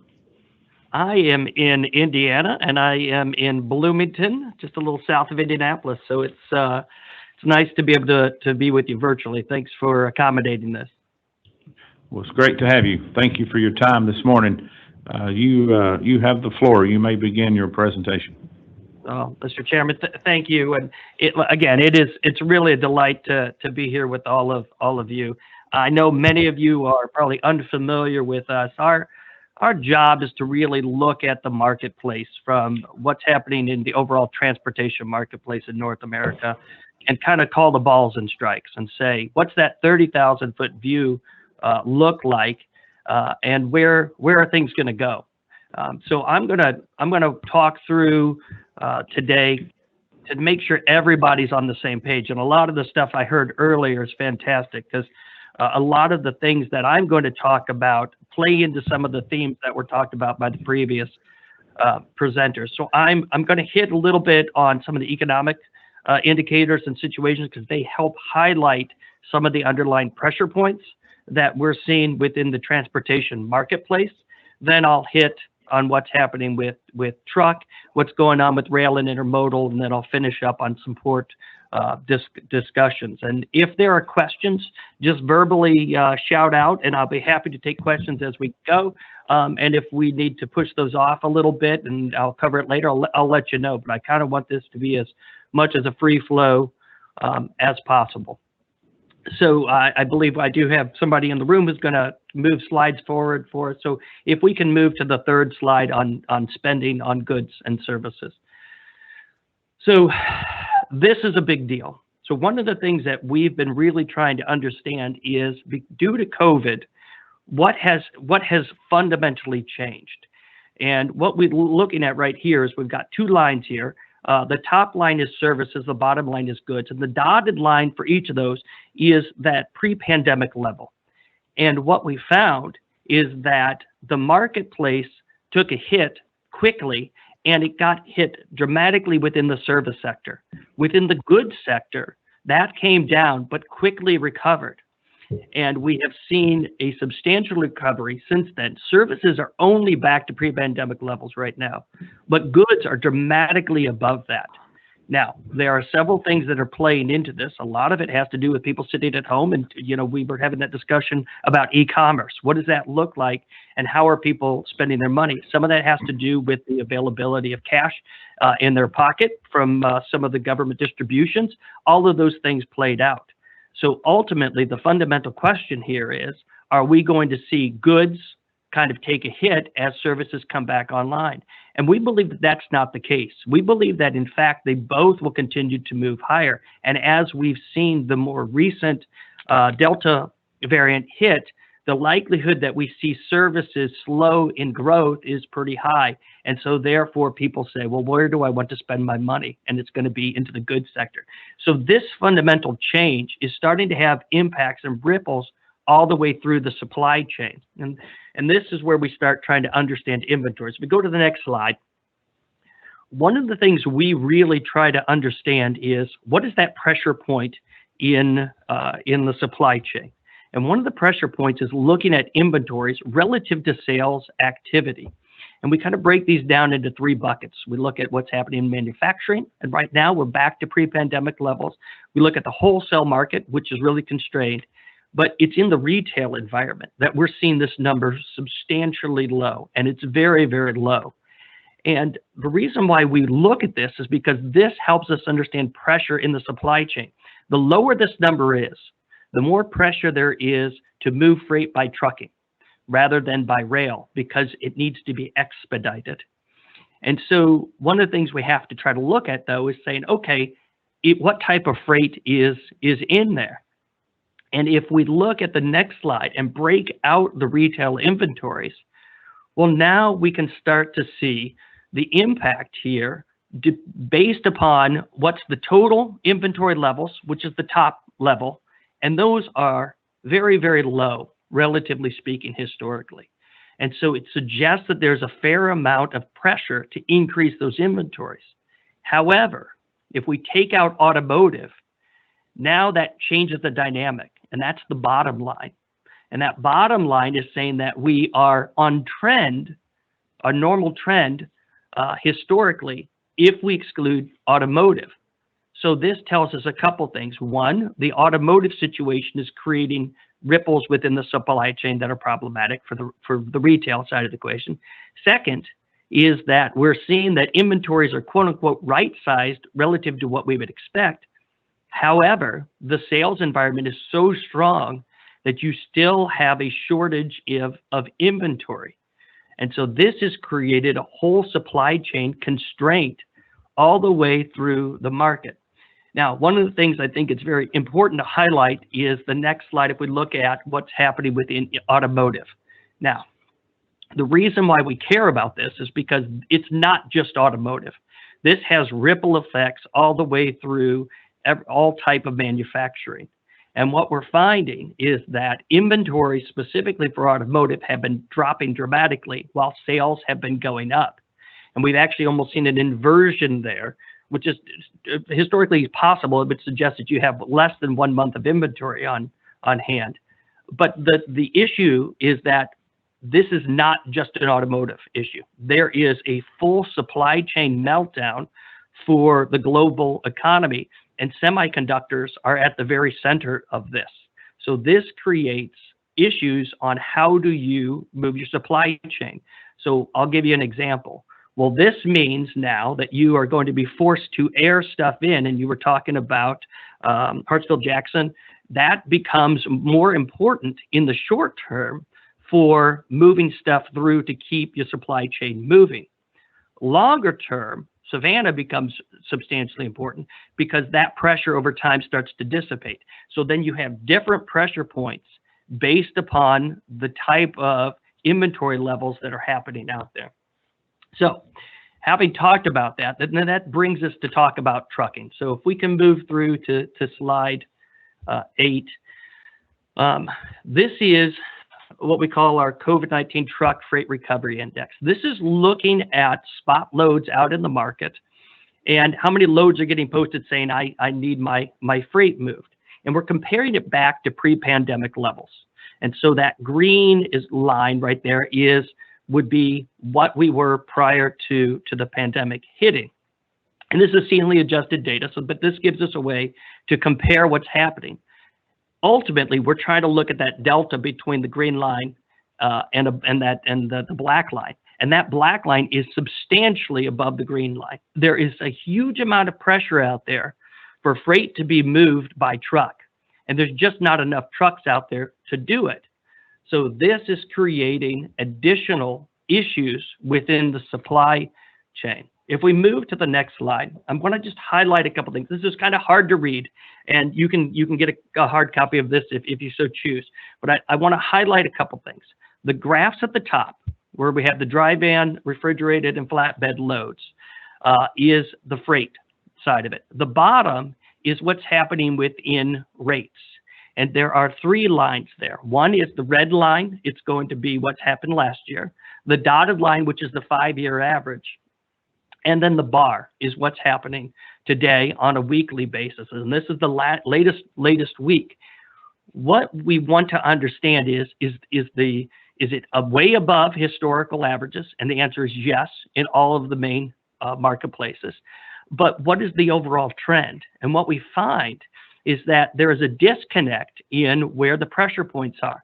Dry van loads continue to be very strong, but they're relatively flat. Refrigerated loads are even stronger, and they're relatively flat. But the flatbed market has been on a downward trend. And that is where things like piping plays in, lumber and wood, what's happening within the oil fields. They actually move sand on flatbeds, those types of things that are happening. And so this creates other pressure points. But in general, when we look at the rates are at historically high levels. Even though we've seen something like the flatbed market started to ease back a little bit, it's still at very, very high levels. So there is this pressure point that traditionally you would say, gosh, if it's so high, I'm going to move, for example, away from truck and into rail. And that's not necessarily happening. And I think that's one of the things that we have to make sure that we understand why the pressure is there to move by rail versus truck. If we continue to move forward and look at what's happening in the truck freight outlook in the next slide, what this is looking at is the national data and saying how much freight is in the system. The solid line is how many loads per month we're seeing in the market, and then the dotted line is our forecast out. We anticipate that this market is going to continue to be stronger. What you'll notice, though, is that this does not look like what we saw on the spot market, right? This is both spot loads and contract loads. This is everything in here. And we're only slightly above where we were pre-pandemic levels. And I think that surprises people, but there's a disconnect between where the retail market is and where the manufacturing market is. Manufacturing is where most of the freight is. It's not e-commerce. And that's the thing that's different. And that market has not really recovered to a level that we have seen within the retail market. It has recovered pre-pandemic levels, but it hasn't noticeably gotten substantially above that particular market. If we move to the next slide, this again helps highlight where the type of loads are originating. Is it a dry van? Is it refrigerated? Is it flatbed? Is it tank? What does that look like? Again, each of these markets are singing to its own tune, where refrigerated continues to be noticeably above pre-pandemic levels, and flatbed continues to be below. So again, this market is not evenly distributed, and we anticipate that will be the case as we move forward. So this suggests that different industries are going to be impacted in different ways as we go forward. The most important thing that we need to talk about here today is utilization, and that's the next slide. So, and I saw that and I heard that this was talked about earlier, and I think this is really important to understand what does utilization mean. So in this case, we are looking at active truck utilization. Active truck utilization is saying, here's how much freight is in the system, here's how much it's getting moved, and then it compares it to the number of trucks that are seated with a driver. And if it's seated with a driver and they're saying, pick me, I can move it, then it is considered to be an active available truck. And what we're finding is that 100% of those trucks that are seated with a driver are moving freight. And not only that, then they're going to continue to move freight as we move out. So historically, this would suggest a couple things. This would suggest that we would see more movement towards rail. That's not happening. The other thing that we would expect then is that you would see higher rates within what the carriers are charging the shippers. And that is happening. And all of this is not being driven just by the fundamentals of the freight market. It's being driven by the fundamentals of the driver environment. And you guys were talking about that earlier, and I think we can highlight that a little bit. If we look at the for-hire trucking jobs, which is the next slide, this market looks very similar to the overall job market. It took a hit immediately, and it has slowly come back, and now it has leveled off. And I think that there was this expectation that once the pandemic hit and that as freight started to come back, that these drivers would come back. And that hasn't happened. There are a couple things that are hindering this. One of the big ones is the alcohol and drug database is one that they have to ping now. Some of it is people saying, I don't want to travel and get out and about and do these types of things. But the other thing is there has been a shift away from the long haul type of trucking environment for drivers and starting to look at more things that are shorter haul that keep them home. I do think it has some to do with quality of life expectations. And if we explore that just a little bit more, if we look at the next slide, which is local delivery jobs, this highlights some of this. This is the courier messenger numbers.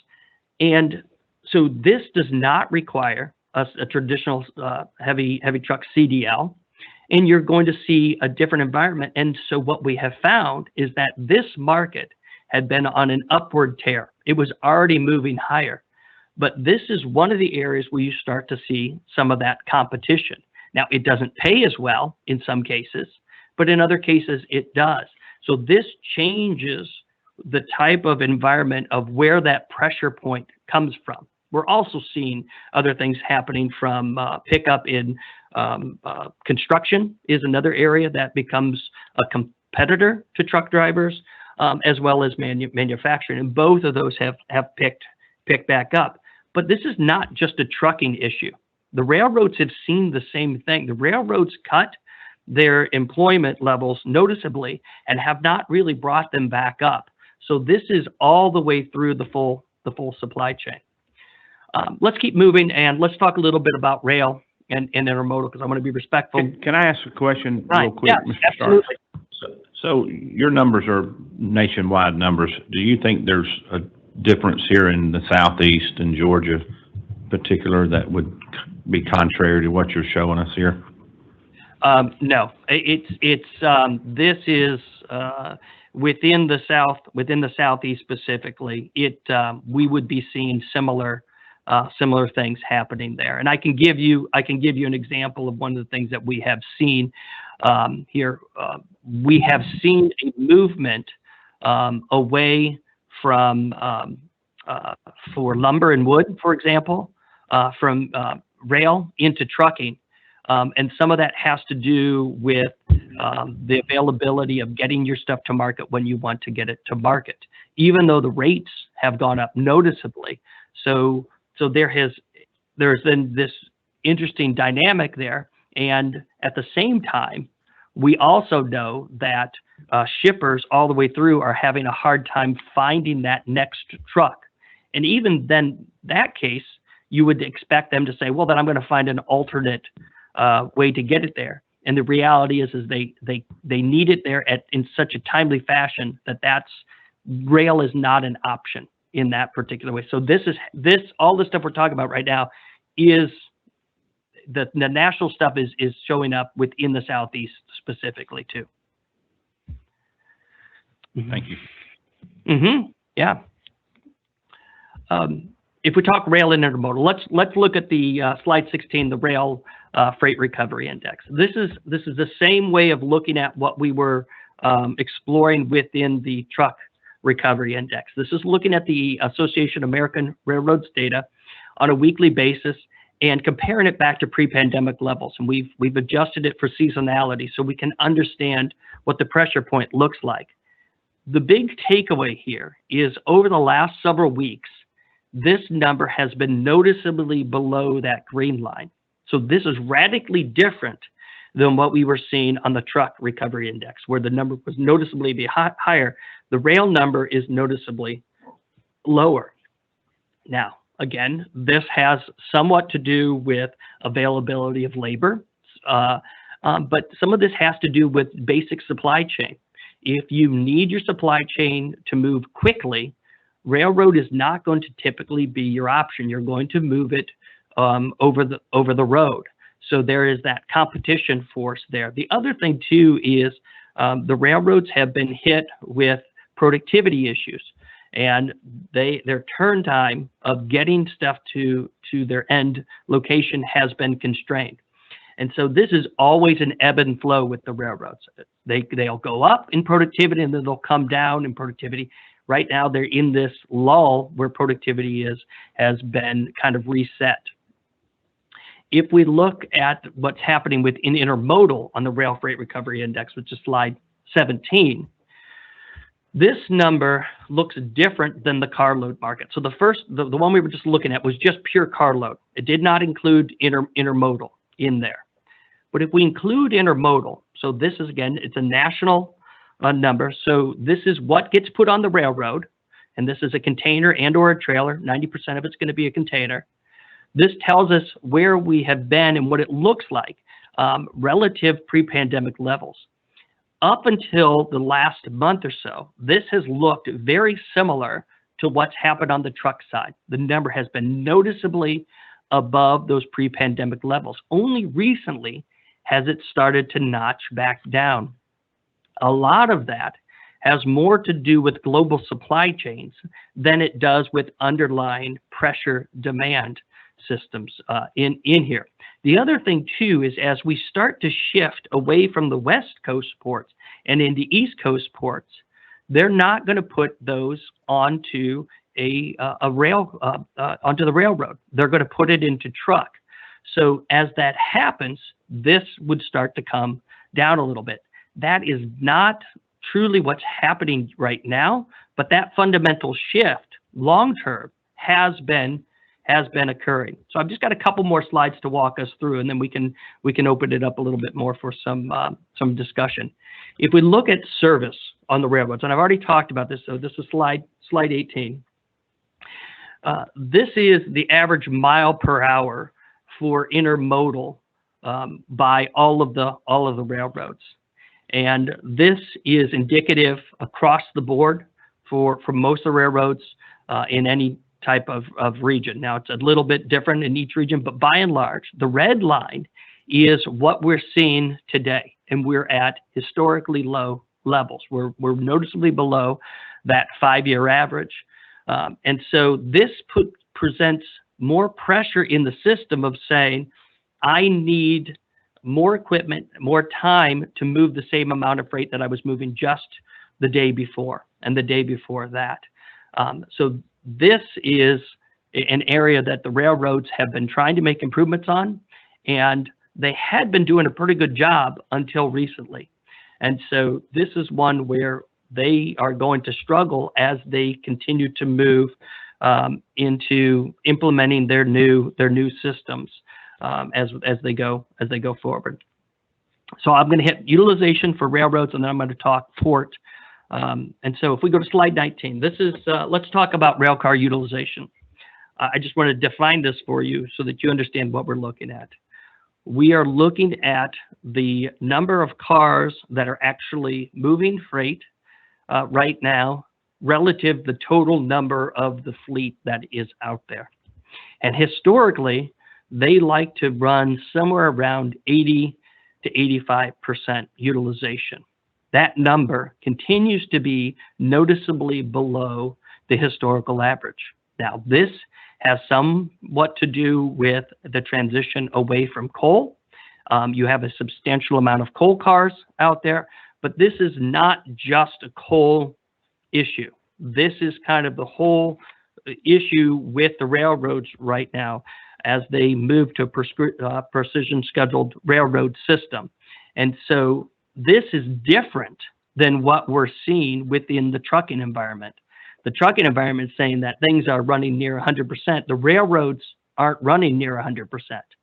Now, again, this is a broader issue of how they move freight onto that system. And one of the things that was brought up earlier, I was hearing, was kind of figuring out how do you take some of the stuff from that might typically go truck and put it into rail. A lot of the things that you guys are going to be dealing with are not going to transition easily to that unless it's going a long distance.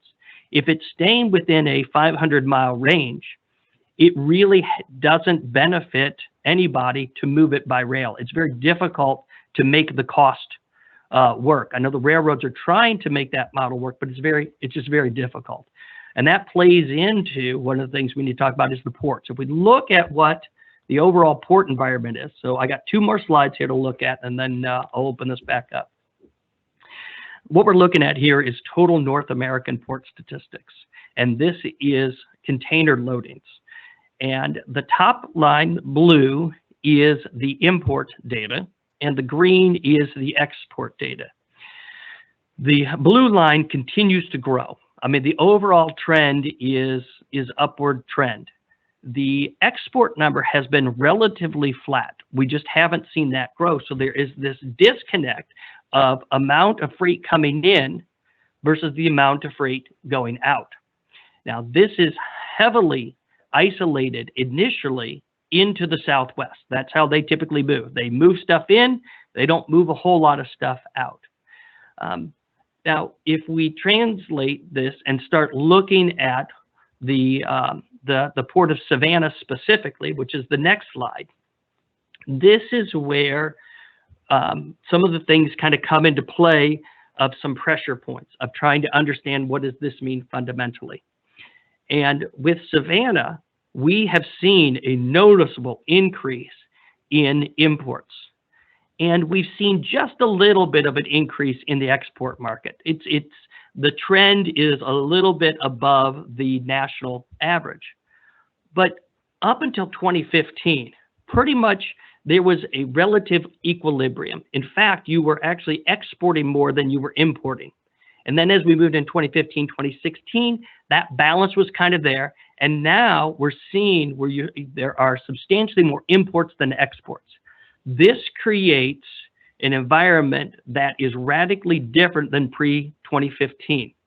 This means now you have to expect that you're going to bring stuff in and that you, in essence, are going to be sending out empty containers from that particular port, or they need to go out someplace else. So this imbalance is an issue. The other thing that this tells us, too, is the need for more DCs and warehousing near that facility goes up dramatically.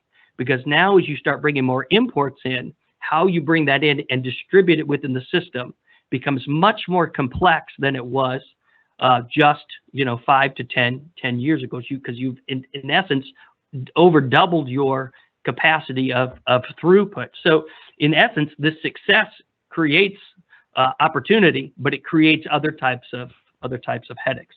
So with that, that's the general overview of how we're seeing the market right now. So let me pass this back and open this up for questions.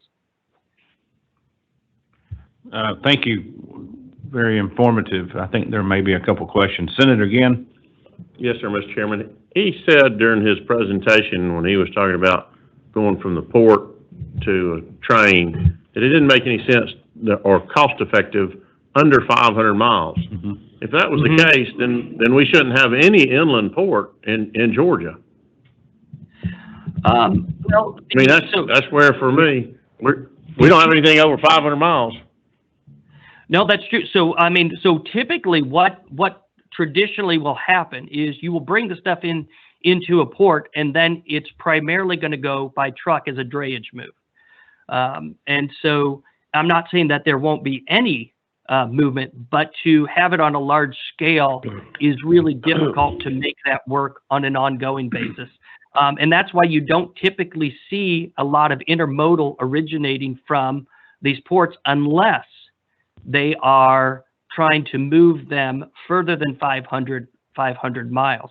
So there is traditionally, it likes to move stuff, if it's an import, into the Southwest and then move it across land by rail. That's how it traditionally likes, and in fact, that is probably one of the most cost-effective traditionally that has been. But we have seen more and more movement into the east, and then bringing that in. But it typically then is no longer a rail move. Once it hits the port, it's going to be a truck move.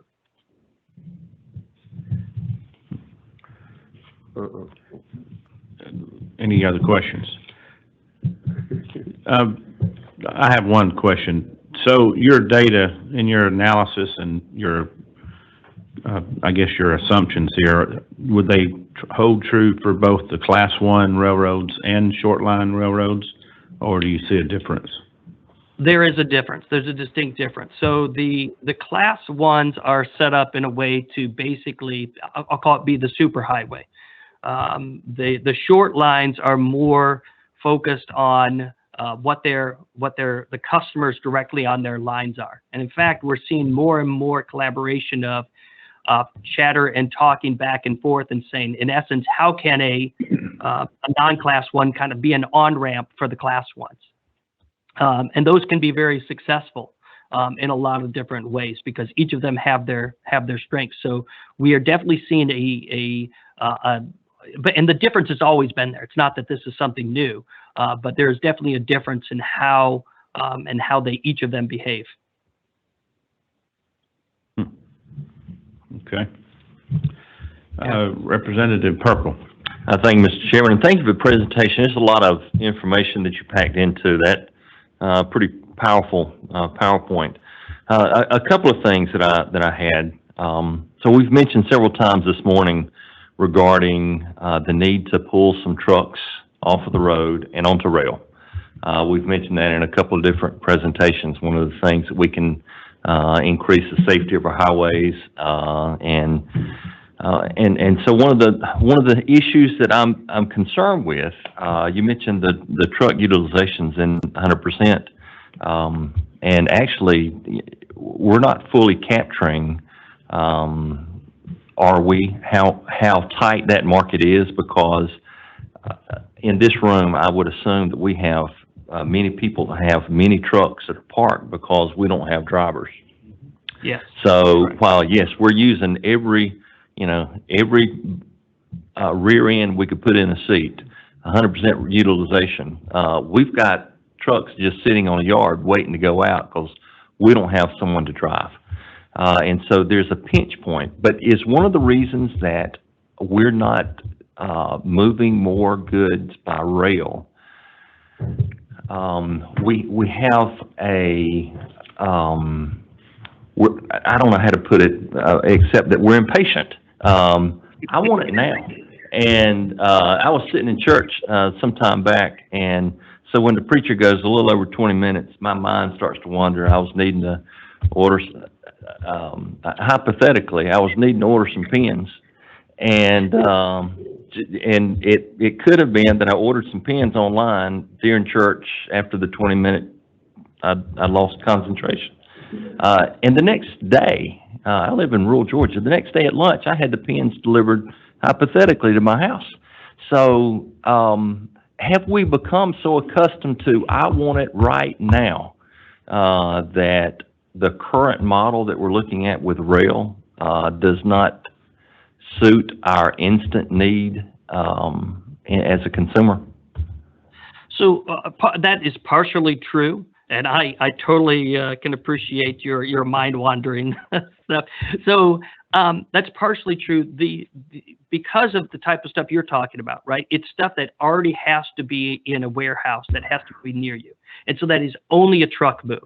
And so bringing into the warehouse, yes, the railroads have a part to play within that, but that traditionally is only within the intermodal environment. And a lot of that is heavily driven by what's happening on the import side, where the railroads do a fantastic job is moving heavy bulk items. And so as they're starting to figure out how do they move iron ore, how do they move steel, how do they move some cars, cars is probably one of the few things that they really have aside from intermodal, where they have a vested interest in a retail market. Otherwise, it's heavily driven by what's happening within manufacturing. And manufacturing up to this point has been somewhat constrained. And this goes back again to, can they find workers? And this has been a problem, not just for the driver environment, but for manufacturing in general too. So the railroads, just to back to your main thing, the railroads, the type of stuff that we are looking for and that we want as a consumer are just not well suited for putting onto the railroad.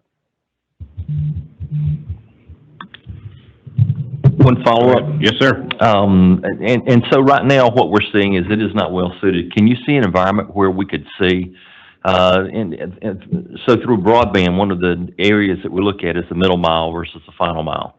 And yes, it's just as a 50,000-foot view, you can see, if we can move, efficiently, on time, middle mile stuff by rail to a facility that the last mile is taken over with trucks. It would appear that it would help solve some of the problems we have, but I'm not sure that our supply chain and the way we move our goods and services, how can we change that dynamic that we can get best bang for buck in both venues?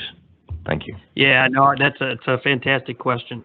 And so relatively speaking, the railroads they've moved to the precision railroad or scheduled railroading, right? So that they are scheduling when things go, when things should arrive. And in theory, that over time creates more transparency within the supply chain. And when that works, it works fantastically well. And to your broader point, then those have some opportunities there.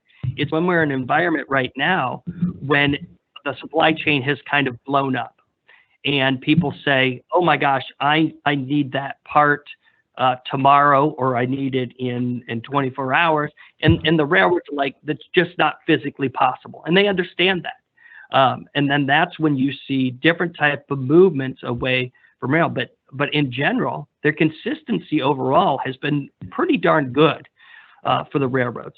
It's just as we start move towards this type of an environment that we're talking about, especially when you talk e-commerce, they can do some of it, but they're constrained by other things. And heavily for them is what's happening on the import side. If they can't get it through the port in the West, for example, then they can't get it to you. But so it just location-wise makes a big difference. All right. Any other questions? One more. Senator Anna Vitardi. I'll be brief, Mr. Chair. I just want to make one comment too. I think to the rail discussion is, I think one of the differences between, if we look at ports out west and I think, our class ones and what they deal with in Georgia, and having a class one run through my district, I think it's honestly just the congestion, I think, on the system itself, just in terms of grade crossings, lack of bridges, bypasses, those things, which I know impact our local cities because, I get the calls when people, want to scream at the railroad folks, like our elected officials here, when they can't get to the interstate. But I think in terms of if we're going to move freight faster, I think in fairness, I think to rail just over time, I think we have to look at how do we make it more mobile. I think over time in terms of dealing with the grade crossings and things that are jamming up our local communities. And I think that's a little bit of a different dynamic as we look at Georgia versus, I think, the Savannah port versus some of the western ports as we kind of look ahead. To me, it's like the rail constantly sits in Atlanta traffic all over the state with no off ramps, nowhere to go, versus, the folks out west. And I would agree 100% with your assessment. The East is much more problematic with the congestion issues of just even getting overpasses and things like that. So yeah, it can be totally a nightmare. All right, thank you. I see both of our Class 1 railroads are represented in the room, so. we'll have a Great. chance to talk to Now them. I've got all of them. Yep. Fantastic. So. They're smiling. Maybe they can speed them up a little bit. No, it's just, it's the nature of the beast. And I think everybody understands that, and they are doing a fantastic job of trying to navigate this. It's just the post-pandemic world has has fundamentally changed a lot of different things, and everybody's really trying to figure out what does this look like. So I do appreciate the opportunity to speak with all of you. Thank you. Yes, sir. Thank you. Have a good day. You too. Our next presenter will be Tim Brown, Georgia Tech Supply Chain Institute.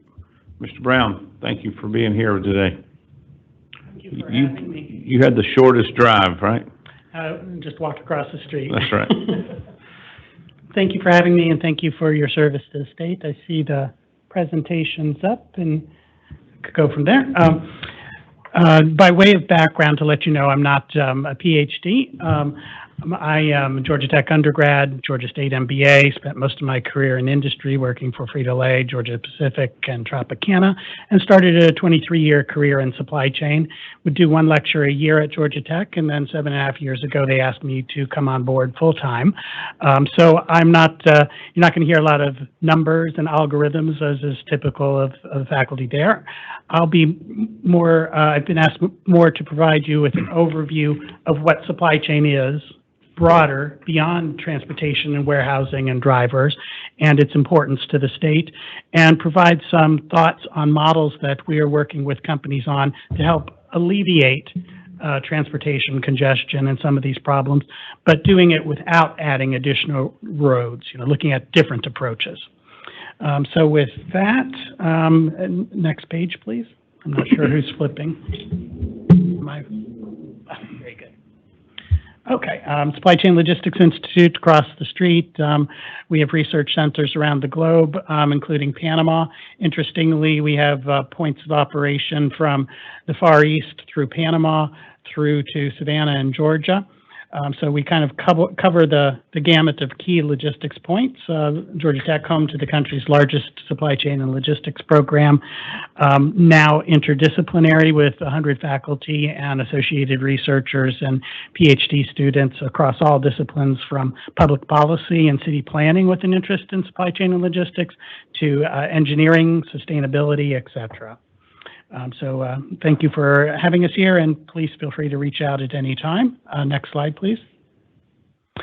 This is a bit of a word salad page we've been working with the past couple of weeks. I thought I'd share it with you, and you will have all these slides for future reference, so I'm not going to go through all the slides in detail. But this page calls out that at the bottom of the page are the key attributes of supply chains that we seek to instill, being efficient, capable, fair, resilient, sustainable, et cetera. On the right-hand side, since we're focused on what's next and not necessarily using traditional models, we take and embrace artificial intelligence, simulation, visualization, blockchain, analytics to see how these new tools and technologies can enable new ways of alleviating congestion and making the supply chain smoother end to end. And the left-hand side, the areas that we focus in on, from strategy through infrastructure, and up top, some of the multidisciplinary team themes of net zero freight systems, the circular economy, hyperconnectivity, which I'll talk about further. Next slide, please. Our representative sponsored research partners, companies that we engage with on research, listed here, a wide range from manufacturers to software companies to just about anything you can think of. I've highlighted some of the Georgia-based ones, and on the bottom, you see some of the key themes that industry is asking us to address. You've probably heard last mile logistics a million times, but last mile logistics, working with UPS and Nissan and others is top of mind of everybody. Next slide, please. And one of the things we do is we like to serve as a neutral body for convening suppliers, manufacturers, carriers, and people from other countries. We have MOUs with organizations in the Netherlands and Panama and other places, and from time to time we bring together conferences to talk about these key themes, and we co-host programs, whether they be in Singapore, the Netherlands, or Savannah, or wherever. Next slide, please. So now I'd like to talk about supply chain management, as that's one of the things I was asked about, is to provide you a broader context of supply chain beyond thinking in terms of transportation and warehousing. So I'm going to show two different models, the first being one that's been in place since the late 90s when a number of software companies, manufacturers, academia came together and said, we need a common definition of supply chain. What is supply chain? So this is the supply chain operations reference model. And at the highest level, integrated supply chain is manufacturing, sourcing and procurement, transportation, and planning across all of it. And of course, warehousing's in there. And then also you'll see an often ignored part of supply chain, the returns process. Returns and reverse logistics is truly nasty compared to forward logistics. If you think in forward logistics, you've got pallets that are nicely shrink wrapped and they move on trucks and they go out and they're unloaded nicely. But on reverse logistics, you may have consumer returns where a consumer swears that they're returning a CD player or a TV set or something like that, and they've been given credit, but then they load a cinder block and a dead rat in a box and send it back to the authority that's approved it. So you have bizarre things that happen in reverse logistics. So we can't forget about reverse logistics. It's nasty, messy, and it causes a lot of clogs in the supply chains. And just for your reference, the International Society for Reverse Logistics, the Reverse Logistics Association, is based here in Georgia. So Georgia, is a leader in that space also. So end to end, you've got. There was a question about. Let's say for a phone. A phone might start as raw material, being sand, being sent to Kentucky to make sheets of glass. The glass being shipped to Taiwan and cut into smaller sheets, being sent to Foxconn in mainland China and made into phones, and then shipped to the completed phones with all the components put together, sent to DC and Nashville, and then distributed out from there. So those are different tiers and nodes in the supply chain, all of which have sourcing activity, transport activity, storage activity, and manufacturing activity, which leads me to the next slide, please. One of my roles, since I'm not primarily research focused, I'm more ecosystem manager oriented. My role is to listen to faculty, see what their interests are, listen to students and researchers, what their interests are, talk to industry, see what their interests are, talk to NGOs and government authorities, and try and pull together some common themes to address the problems. And as part of that, I do the workforce development efforts where we provide content for schools in Fulton, Atlanta, Effingham, and Chatham, as well as the Department of Juvenile Justice.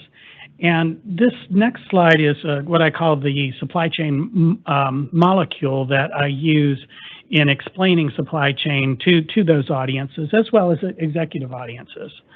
Supply chain is an integrated system of processes, organization, and people.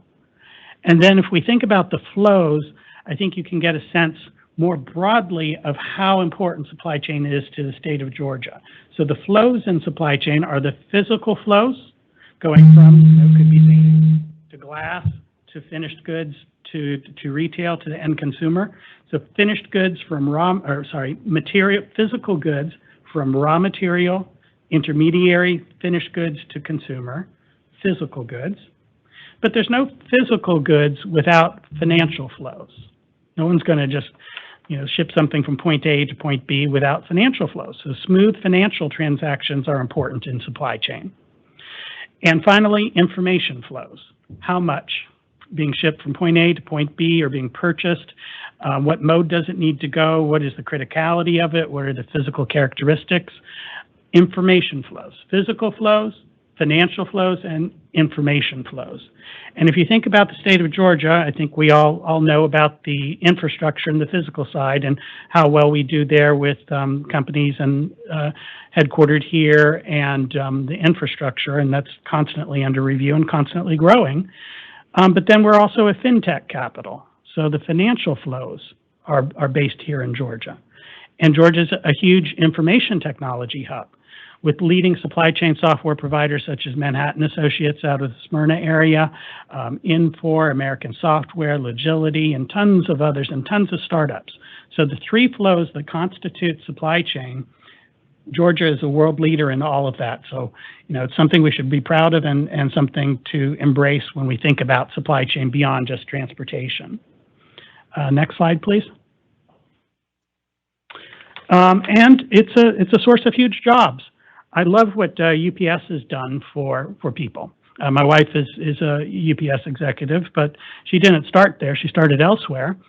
But UPS has had CEOs that started as box movers. And what a wonderful story to attract people to being truck drivers or warehousemen. There's nothing better, I think, than if the company is going to support them through college and portray a career path that could lead potentially to CEO. So here and across the world, supply chain has positions such as chief supply chain officers, purchasing officers, manufacturing officers, COOs, and then director, manager, analyst levels, all in these various disciplines that I've noted here. So it's a huge source of employment beyond our traditional thinking of warehouse folks and truck drivers. Next slide, please. The next 4 slides I'm going to leave for your reading because I think other speakers have probably covered far better than I have. These are a couple years old, but just painting the picture of Georgia as a state of supply chain. So we have this slide on trucking. Next slide, please. The airport, I think it was maybe 11th in air cargo now, number 1 in people. Number of pieces of infrastructure there. Next slide, please. Colonial Pipeline is also a part of the supply chain when you think about it. Pipelines, air movement, boats, trucks, rail, they're all part of the supply chain. Next slide, please. Warehousing, out of control, unbelievable amount of growth now in Atlanta, Savannah, that type of thing. And what's unique about Georgia is not only is Georgia a place where distribution centers are going up, but Georgia is the world hub for the design and fit out of warehouses. You may have seen the announcement last week of von der Lande's headquarters being put in Cobb County, in addition to Canop. And Dematic's world headquarters is right down the street at the Coda building. So the 3 largest players in the insides of warehouses, the equipment, the integrators, they're all located here in Georgia, in addition to the software companies, and in addition to the tons and tons of consultants like myself in the past who designed the warehouses. So when Amazon's warehouses are designed, they're designed almost exclusively by Georgia Tech industrial engineering grads. So this has become the hub for the higher end activity in warehousing as well as the basic day-to-day operations. Next slide, please. I think you've heard a lot about e-commerce and the changing models. So I won't have to deal on this much. This is a picture of a mall I used to go to a lot, no longer exists. My family lived in Madison, Alabama for a number of years, and the Madison Square Mall wasn't that old of a mall. It was a nice mall. It doesn't exist anymore. It's rubble. We have had some discussions with mall owners looking at converting their malls to logistics hubs, where people and trucks could mix and mingle and share and swap goods. So that could be a potential for select malls in the future. You think of all the asphalt they have and the ingress and egress, that type of thing. But, as you've heard multiple times, there's a huge change in commerce, which is acting an area that we get a lot of calls about on last mile logistics. More trucks in neighborhoods, more mid-mile, more last mile, et cetera. Companies having to change their logistics networks. You think of the largest company in the state, Home Depot. Home Depot, remember how it started? One pool of inventory, the stores. The stores were the warehouses. Then a number of years later, they created, I think, 26 regional distribution centers to get some synergies in transportation and in the stores. Then as e-commerce grew, they added e-commerce fulfillment centers. And then as reverse logistics became a challenge, they added reverse logistics centers. And now that e-commerce has grown even further, there's new tiers of facilities being added, all with the same inventories. So now the challenge is we work with companies that how do you work with these and make all of these facilities dynamic, where you can fulfill out of any of them based on what's the most effective at the time. But I think that's an amazing story, from one single node to multiple tiers of facilities holding inventory and moving inventory. Next slide, please. I think you may have seen this from others. If not, about 13.6%, I think now is where we're at in terms of e-commerce as a percent of retail. Something, insight I can provide, going back to my design future or past. So I left consulting around in 2013, and at that time, we were designing warehouses for Advance Auto Parts and Apple and companies with the typical looking out for volume demands of, say, 5 to 7 years out. So you design for 5 to years out of volume. And the assumption was that, yes, there's going to be e-commerce, and typically companies back in 2013 were looking at e-commerce volumes of about 8 to 10%. So the rest of the facility was designed to do replenishment to stores. Replenishment to stores is bigger pallet movements, multiple pallet movements, container movements, moving easily through a warehouse. Not a lot of picking and packing, not a lot of human contact. It's moving pretty smoothly. E-commerce is onesie-twosies, small stuff. So when we were designing warehouses back in 2013 and before, we were looking at a mix and assumed that it wouldn't grow, say, beyond 10%, and the facilities could handle that. What happens when you get beyond the design parameters is the conveyors can no longer handle that mix of a whole bunch of small stuff gunking up conveyor that was designed to handle a certain blend of large and small. So that has led in recent years to companies creating what they call fulfillment centers or e-commerce centers that have the specific capabilities of handling the smaller orders without gunking up the larger retail replenishment centers. And all of this means we're having more and more greenfield space being used by distribution centers and more truck movements, et cetera. Next slide, please. So the next several slides, I introduce the concept and the challenge that we work with a number of companies on. And it's the harsh claim that we can't keep doing what we're doing. We can't keep adding more lanes of a highway and can't keep adding more and more distribution centers, which, by the way, I don't know if you've spent much time in a distribution center, but most distribution centers are no more than, say, 40% full most of the year. They have peak, whether it's back to school or a holiday season. So there's a certain 3-month window where things are filled in and they fill out pretty tight, but then that's all pushed out right about starting this time of year, and they go back to a near empty state. So all of those warehouses you see and many of the trucks that you see are empty or near empty. There's got to be better models of doing things, and that's what we look to do in the various collaborative models that are being supported by startups here in Georgia, companies like Stored, like Roadie on the transportation side, et cetera. So we can't keep doing what we're doing. The world's population continues to grow, the middle class continues to grow across the world, and global trade continues to grow. So all of those lead to exponential growth in physical goods movement. So we need to look at additional modes of addressing this situation. Next slide, please.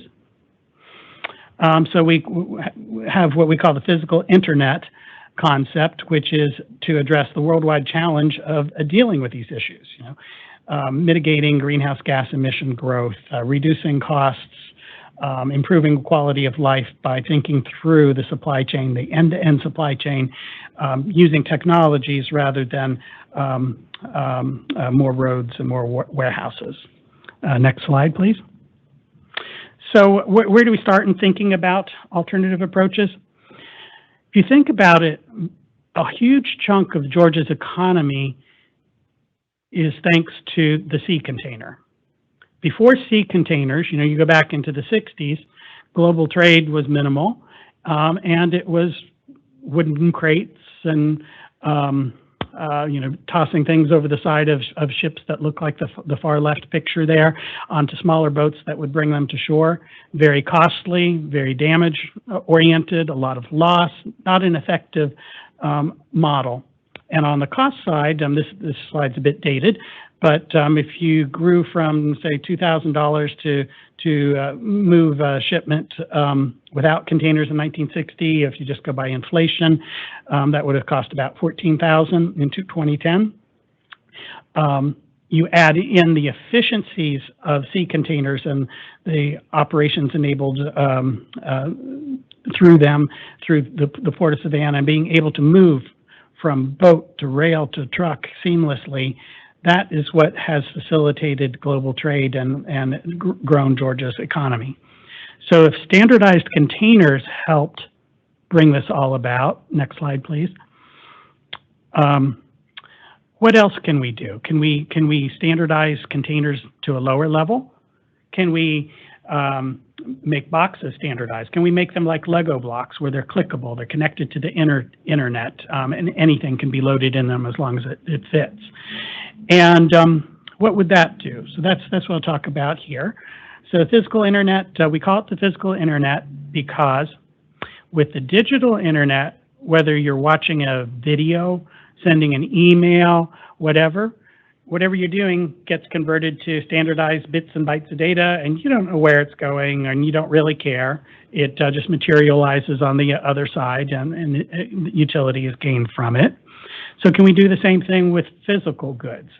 Have greater standardization to lower levels? Could there be standards where pallets are replaced by rigid boxes that are connected together, connected to the internet, et cetera, and then have open market transport and warehousing? Next slide, please. So we work with companies on this.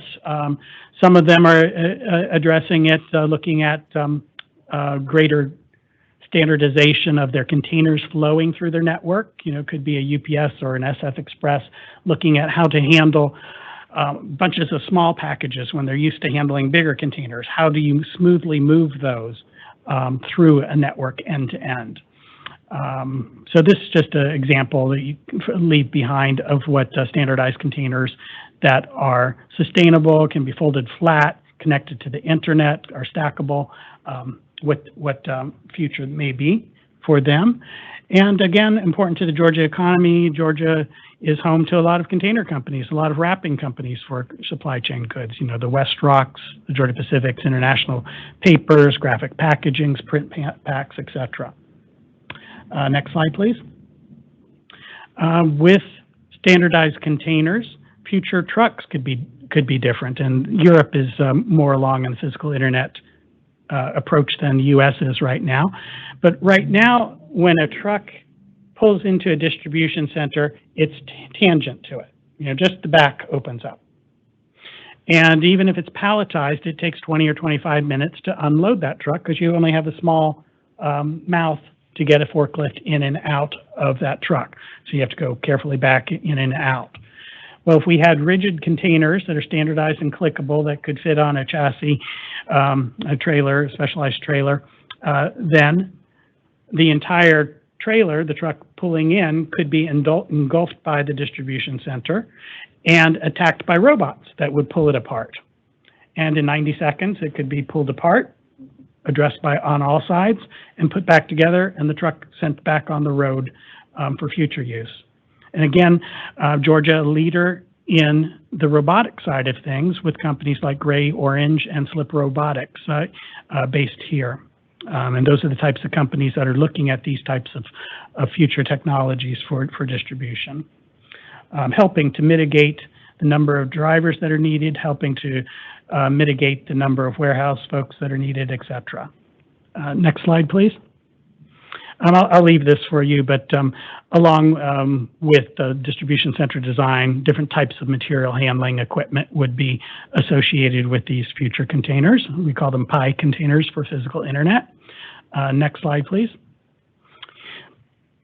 The whole issue of addressing transport into urban areas is critical and an area that we've been doing a lot of work in. So right now, transportation planners, plan to peak volumes and addressing peak volumes and addressing congestion. Are there ways that we can shape demand to reduce the peak? I hate to say it, but maybe flatten the curve in a way. But can we do that by incenting trucking companies, instead of being on the road 8 to 5, between 8 a.m. and 5 p.m., when we have peak people mobility, can we incent them with tax breaks, fuel tax breaks for discussion purposes if they move in the off hours? Every truck we can incent to not be on the road in highly congested areas during peak time is one less truck we need to plan lanes for. So thinking about incenting truck movements, incenting hub and spoke movements where, theoretically maybe 53-foot trucks never move inside the perimeter of Atlanta. Maybe we break them down into smaller trucks for safety purposes, and it's only done off hours. A whole ton of different things to look at in that space, but wanted to bring it to your attention, different approaches beyond additional roads. Next slide, please. And it's been mentioned that inland ports have a key role there. I think there was a question about rail in the middle mile. I see inland ports as being critical in the middle mile, getting from the port to, Chatsworth or Gainesville or whatever, getting the trailers off the road on the import side, and then also getting the trailers off the road, whether it's rugs or cars being shipped back to the port. So it's good to see what GPA is doing. And it's important, I think, for the legislature to not to be conservative in selection of inland ports. That's a lot of investment. And, a lot of towns are going to want inland ports because it drives growth. It drives more DCs, it drives more jobs, that type of thing. But if we have too many, that leads to poor synergies and, poor use of funds. So taking the cautious approach that's been taken so far, I think is good. Next slide, please. This is an example. I think you've heard some discussion of this, and I've got a couple slides to talk about this and what we're doing with Nissan. There's a tremendous truck driver shortage. There was before COVID. Companies like Nissan now don't have enough drivers to get finished cars and trucks to end consumers and to dealerships. So they've asked us to help come up with new approaches. So breaking the approach of having short hauls where drivers, for discussion purposes, may just go from Nashville to Chattanooga and back. Maybe taking something back into the Nashville area from Chattanooga. Other drivers going from Chattanooga to Cartersville. Others all day long are just going Cartersville to Marietta or whatever. So breaking the state, the region into small bite-sized hubs that facilitate drivers being home every night, facilitate quick turn of goods and keeping things on the road, having a bigger base of truck drivers is what this concept is all about. Because a lot of truck drivers now are perfectly happy being Uber drivers, or Uber Eats drivers, Grubhub, etc. So this was a simulation from a few years ago we did of what it would look like if they were cross-the-country moves, but now Nissan has us pulling together consortiums and technologies to support it in the Southeast. If you think about cement companies, for example, cement drivers, cement companies have drivers, but they can't operate in the rain. You can't be pouring cement in the rain. So the cement companies are paying millions of dollars a year to drivers to sit idle on rain days. Could those drivers be repurposed to be moving cars or other things? If we had this kind of thinking of companies collaborating and having the information tools to build that collaboration and the communication, we can again offset the need for more lanes of highway. Next slide, please.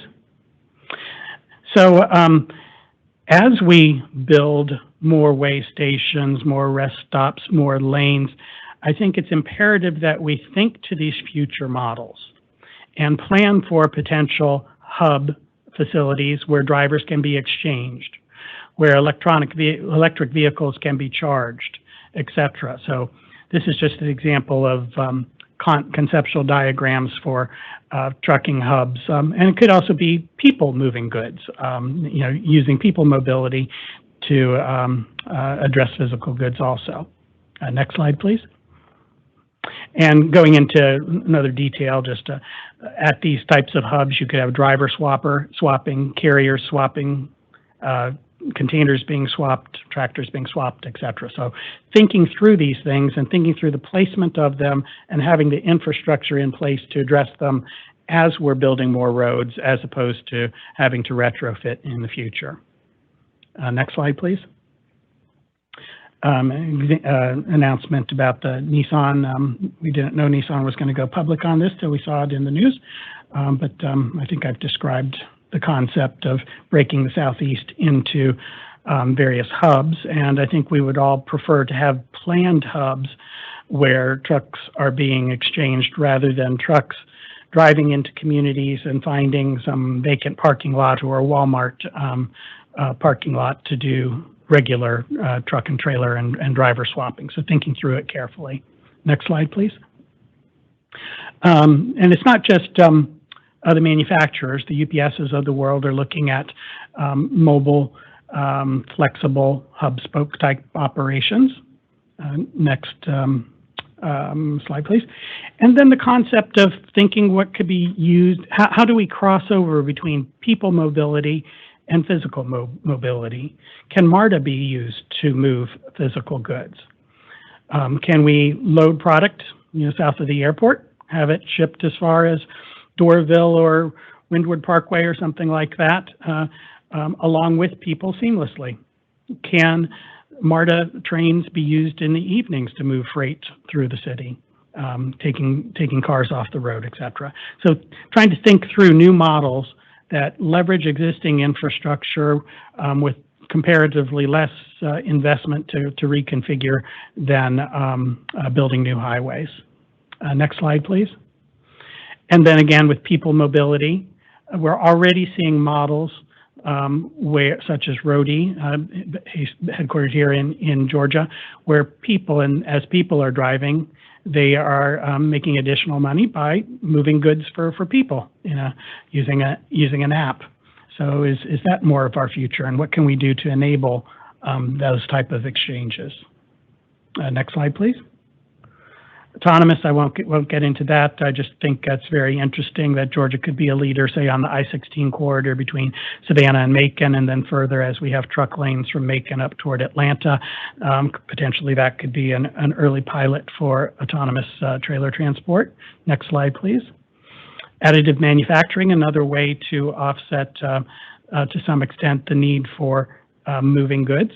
By making it in sight. And of course, UPS has been a leader in that space, as has Marine Corps Logistics Command in Albany. They have some very sophisticated equipment there and could be used for commercial purposes beyond military purposes. Next slide, please. Blockchain, I won't get into that, but you have to say the word blockchain once in every meeting, I think, for it to be an official meeting nowadays. Next slide. And I just took again, I wanted to wrap up with sharing how important broad supply chain, end-to-end supply chain beyond trucking is to Georgia's economy. And we have all the pieces in place to be a leader in new innovative solutions. These are just in 5 minutes. I just jotted down companies I work with constantly, the various resources we have in the state that can come together as needed. Next slide, please. Some announcements. It's just amazing how supply chain and logistics continues to grow in the state. Next slide, please. Given that the role of the committees to help move the state forward, just put together some thoughts on what is it that could be helpful. Recognizing the importance of supply chain and logistics to the state, I think, is hugely important, and that supply chain doesn't equal just transport and roads and roundabouts. It's enabling and incenting new business models.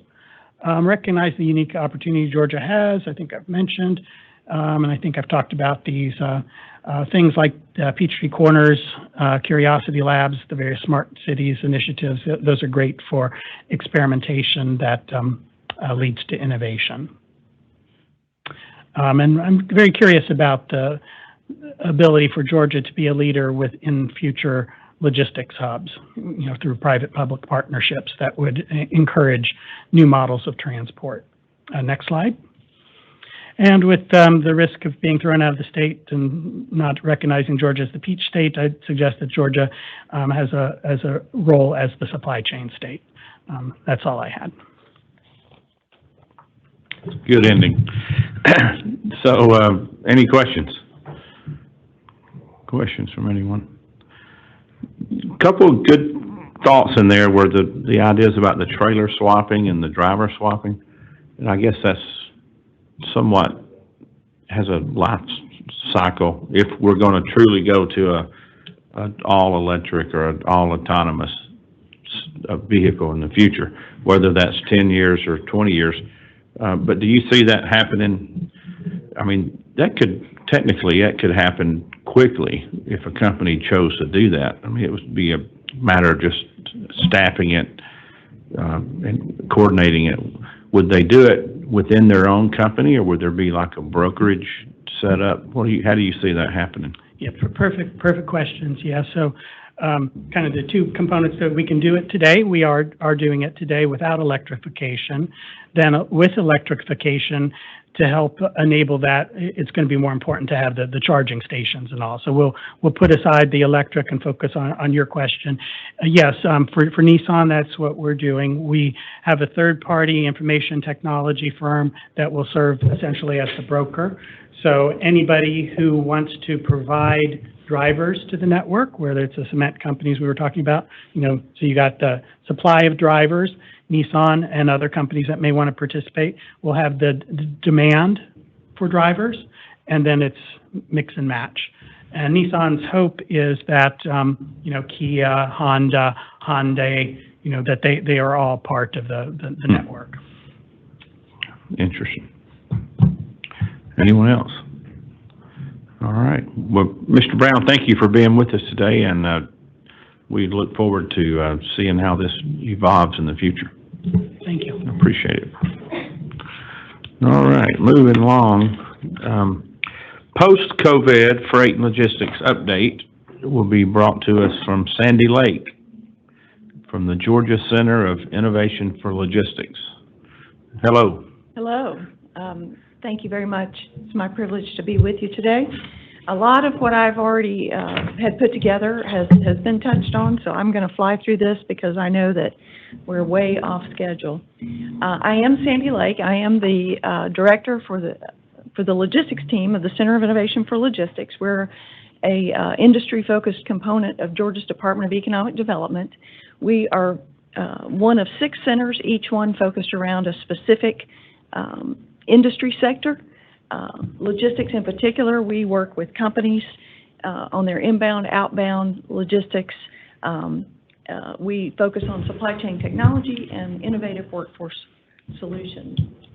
As we all know, that it's not the strongest or the smartest that survives, but the one that's most adaptable, and that has certainly been proven true throughout this pandemic, and is certainly going to be true of this committee. How are we going to adapt to this incredible amount of change that we've seen? So, as you all know, it's been a tremendous K-shaped recovery with winners and losers, but technology, retail, and software services have continued to bounce back and do well. We're going to talk specifically more about e-commerce and how e-commerce is currently impacting, which a lot of that has already been touched on, but then I'm going to give you some information about how it is projected to impact us in the future. You've already seen the stats for this just in FY21, how we have continued to grow in our investments, which impact our logistics sectors.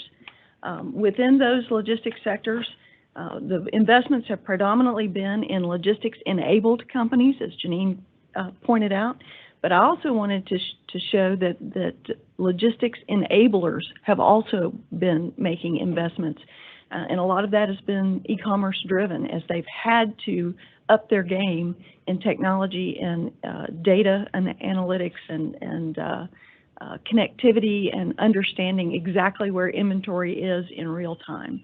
So we've seen tremendous amounts of investment, particularly in supply chain platforms we have startups that have started here in Georgia that are growing as a result of this e-commerce surge. This is a slide that was already referenced by Senator Beach. I showed this last fall, some of you may remember, but that delta that was created within the e-commerce surge of 2020, they expected us in the U.S. to spend somewhere between 50 and 55 billion, pretty much on a month-to-month basis in 2020. But by May of 2020, we had spent 82.5 billion. And then that, just between that graphic that shows there between March and August, that difference was 107 billion, and that much growth was anticipated to take 4 to 6 years rather than just a matter of months. How does that trend look today? This was 2020. How does that look in 21? We're going to... Oh, you're coming, okay. Yeah. So, Senator Beach talked about this, you know, the $2 billion days, but this rate of e-commerce penetration has grown to a 10-year period within 90 days.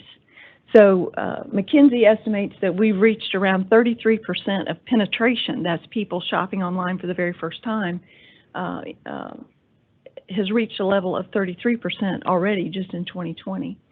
Our U.S. e-commerce market size in 2021 was over $8 billion, but it's still less than a third of China's. So this gives you a quick snapshot of what it looks like within the top 10 countries around the globe. Amazon, as we well know, is our #1 top 10 retailer in e-commerce. In the U.S., they have 39% of the e-commerce sales, so they're way above everyone else in that list. But I wanted to point out that #5 is the Home Depot as an e-commerce retailer, and all of the rest of these on this top 10 list have significant distribution and warehousing operations in our state. So we definitely are attracting and will continue to be an attractive hub for e-commerce and distribution warehouse operations because of our infrastructure, which is also nationally ranked. Amazon has announced 4 different fulfillment center announcements within just the last 2 years, and all that has been driven by this surge in growth in e-commerce. Between 2010 and 2019, they added $3.2 billion to our economy, so just multiply that going forward with these 4 new announcements that they've added. So taking a quick look at the word on the street or how this is impacting us today, we all know this, transportation cost is up. In 2020, about $1.06 trillion was spent on U.S. business logistics costs. That's obviously higher. You heard the FTR gentleman talk quite extensively about that, the cost of freight and the expense of it. But the sad reality is that those high costs are already getting locked into contracts for the next year, so that's not anticipated to really change much. We are hearing as an innovation center from manufacturers and from logistics service providers all of this lack of capacity issues, which has been well covered, so I won't go over that, but there's lots of issues there. Workforce, as we've already noted, is a huge issue. So this is just a quick snapshot that shows you between FY20 and FY21, the increase in just job postings has increased 105% in the logistics and transportation sector. Within that, Burning Glass has taken those job postings and broken them down more specifically, and all those stars just represent the top jobs in driving only. And we all know how significant the human infrastructure is to making e-commerce work. And that's just one slice to give you a little bit of emphasis around the trucking sector. But this was also mentioned by the FTR presentation that e-commerce helped to grow intermodal volumes. They've seen a cumulative intermodal growth in their units of over the last 27 weeks of 2021. It's been a 17% year-over-year growth. So while there was some fluctuation that was shown in the FTR report, they still believe that this is going to be a significant portion and driver of intermodal going forward. E-commerce is also a driver in air cargo. Air cargo is now 1/3 of the airline business. 18% of the air cargo is e-commerce, and it's expected to grow by 22% by 2022.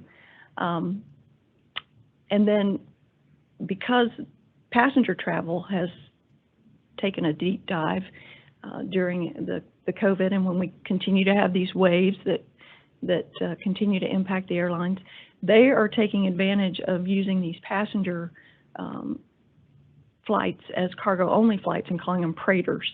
So that's where that term comes from. But even the airline industry is saying that they've experienced a decade in days when it comes to digital adoption. So you're going to hear that technology emphasis all throughout this presentation. Intermodal is incredibly complex as they have to coordinate between the intermodal yard, the ports, the warehouses, the trucking companies. That's an incredibly complicated and technology-intensive aspect of the supply chain. E-commerce is also impacting 3PLs. Warehouses have already invested in diversifying their warehouses to adopt for e-commerce and omni-channel fulfillment. 79% growth in 3PLs, which is also showing up in our economic development numbers, is linked to e-commerce fulfillment. Of course, they expect that to nearly double in the next 5 years. But it's also pushing 3PLs to get more involved in last mile delivery, as everybody's trying to figure out how do we handle all of this delivery to our doorsteps that's being generated by e-commerce. But again, here's that last bullet. 62% of third-party warehouse logistics professionals place an emphasis on data and analytics. Data really is the new oil. Knowing information about the freight is more valuable than the freight itself. So knowing exactly where your inventory is, where it's located, where it is in transit, and being able to manage all of that visibility with one version of the truth throughout the supply chain is immensely important and is getting accelerated amounts of investment from investors in this types of technology. But all that said, while we've experienced outsized e-commerce growth, it is starting to stabilize. Looking at some of the numbers that Amazon has posted, they are seeing that as the vaccines increase and people feel more free to move about, less fear, people like to be with other people, and they're getting out more. And they're starting to invest back into other things like travel, entertainment, other services, and doing other things besides just sitting at home shopping. So we are seeing that. So this slide, I think, gives you a good sort of picture of the arrhythmia that happened to our system that has continued to reverberate throughout 2021. Retail sales in the United States are expected to be 16.4% by the end of this quarter. In the long term, the United States retail sales year over year is expected to trend around 1.8% in 2022, but then looking further into 2023, which every data point that I could find didn't really go much past 2023, because I think part of that, the message is anything can happen, at this point. But economists do predict that we will revert to slower growth in 2023, and as some of them put it, signaling that this party is over to some degree, although they do expect the percentage of e-commerce penetration to remain, and you'll see some of these future projections that feed into that. Quick question on that slide. Can you explain I understand the dip in 20, but why such a huge peak in 21 and such a sudden drop off? It was related to the shifts and some of the things that happened within the holiday season, as well as with vaccination rates and some of the other things that as people began to change a little bit on their buying habits, it So you think it was just pent-up demand? yes, and very that much so. They spent the money, was it Oh. because of the federal funding that came out? That was a contributing factor.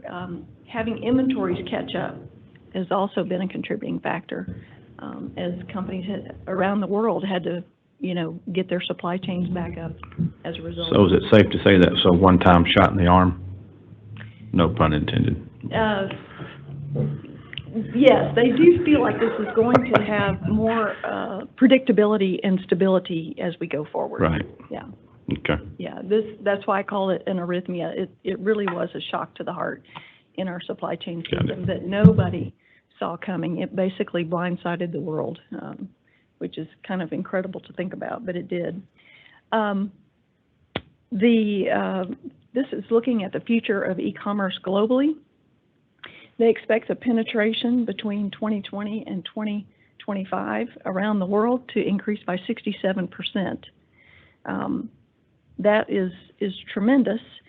That means what that penetration rate is the number of people shopping online for the first time within a specific area or a specific market, the total percentage of households that bought something online at least once in just the last year. So that's what they're looking at. This e-commerce is expected to grow by low double digits through the next 6 years, even after the end of some of these issues that have been resulting in terms of COVID. In 2020, over 2 billion people purchased goods or services online, and during that same year, e-retail sales surpassed $4 trillion worldwide. So this is on a worldwide scale. They expect global e-retail will rise to $7 trillion by 2024 and then $10 trillion by 2027. So nobody sees this ramping down. They see this as a continuing growth opportunity. And it's not just dominated by business to consumer, which we think about a lot when we think about Amazon, but it's also growth that's expected within the business to business community as well. And then another thing that they're expecting is cross-border e-commerce. Cross-border e-commerce is anything that is sold online internationally. A lot of this is business to consumers, but that is expected to count for 20% of global air cargo shipments by just 2022. That's just around the corner, which is double what it was since 2017. The global e-commerce market is expected to reach $1.5 trillion by 2027, and it was only $0.5 trillion in 2020.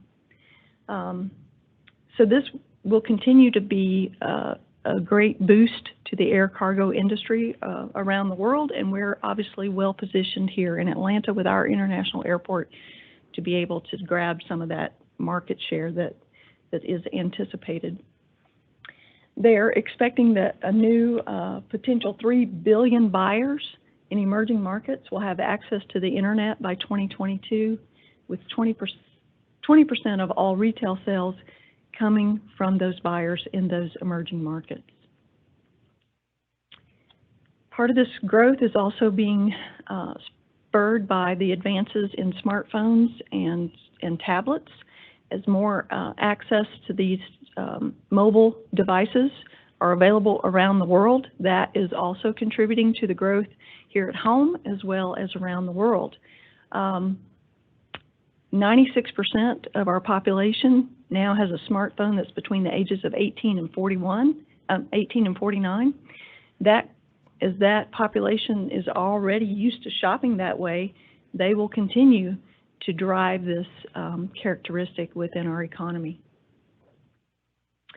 And then, we all know that e-commerce generates an enormous amount of last mile pressure and parcel delivery. FedEx is expecting that U.S. domestic parcel will reach 100 million packages per day by 2023. That's a tremendous pressure on our system. And 96% of that growth will come from e-commerce, they predict. So I think that's a staggering statistic that we are facing as a result of e-commerce. But, you know, I throw this in here as well about drones because right now there are 24,000 delivery drones already in use. They expect that to grow to 70,000 by 2023, but that's still, by comparison, minuscule in terms of, you know, how we're going to manage this last mile delivery. But that kind of innovation and creativity in how we're going to manage this is what's going to help us get through this kind of growth and pressure on our system.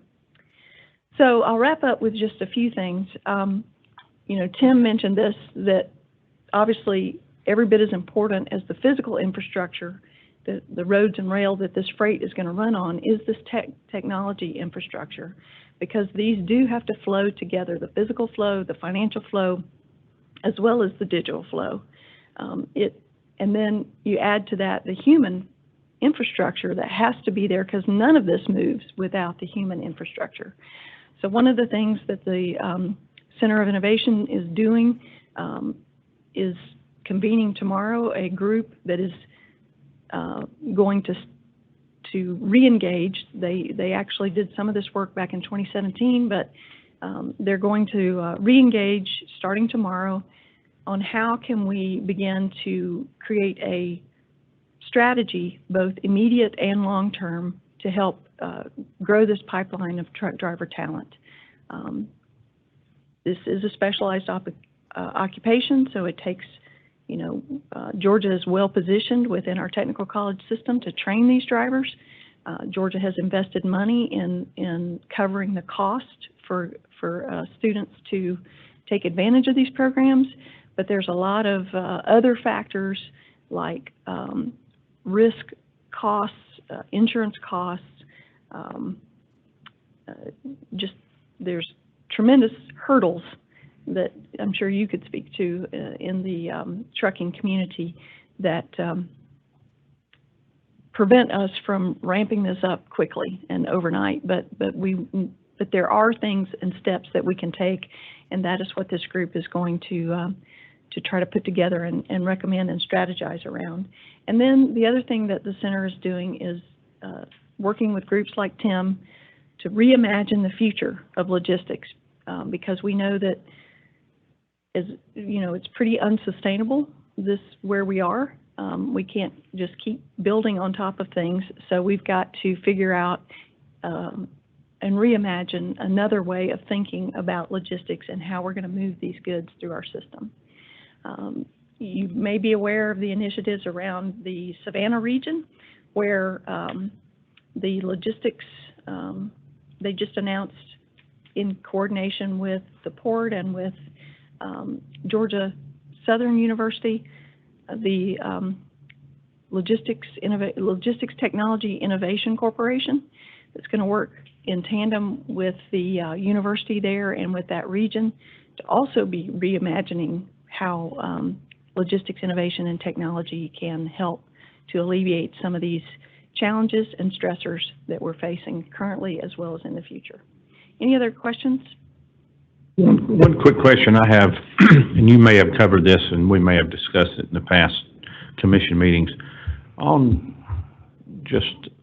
average, if you take a container out of a cargo ship in Savannah Port, slide it into a cargo plane and fly it to St. Louis, Fayetteville, Arkansas, wherever, compare that cost to putting it on a rail or in a truck. What's for a load of widgets, what's the per unit cost of each? Which is cheaper and how much more expensive is the air cargo? Yeah, there's a lot of factors that go into that. I don't have a number for you right now, but it also depends on what the goods are. You know, the margin of that widget may not make it feasible to put it on an aircraft, even though it might get there faster. So each supply chain is unique, and each has to figure out what they can manage in terms of transportation costs. And with transportation costs really accelerating, and probably they expect it will come back a little bit, but, once that cat's out of the bag, it's hard to draw back these, higher salaries and higher costs for these workers that are in those industries. So to answer your question, I don't really have an answer for your question, but I can look at some of that. The modal shift, distance is a factor, volume is a factor, frequency is a factor. All of those factors play into whether or not it makes viable sense, to pick which mode it goes on. But in intermodal, as carriers, retailers look to diversify their carrier mix, they did see that because the cost pressures between trucking and intermodal were converging closer than they had in the past, they were willing to make that jump in some cases to intermodal. Same is true with air cargo. It depends on how quick they need to get it to market. So there's just a lot of factors that factor into those decisions. Thank you. Questions? Representative Parkwood. This is the last one. Thank you, Mr. Chairman. You're very kind. One of the slides that you had mentioned the increased transportation cost. I think it was 0.08% is what you were showing with increased transportation costs. That is almost certainly going to go up. This is just a broad overview for the committee as a whole. That I just bought a tanker of fuel today, and it was twice what it was last year of diesel fuel. It was twice.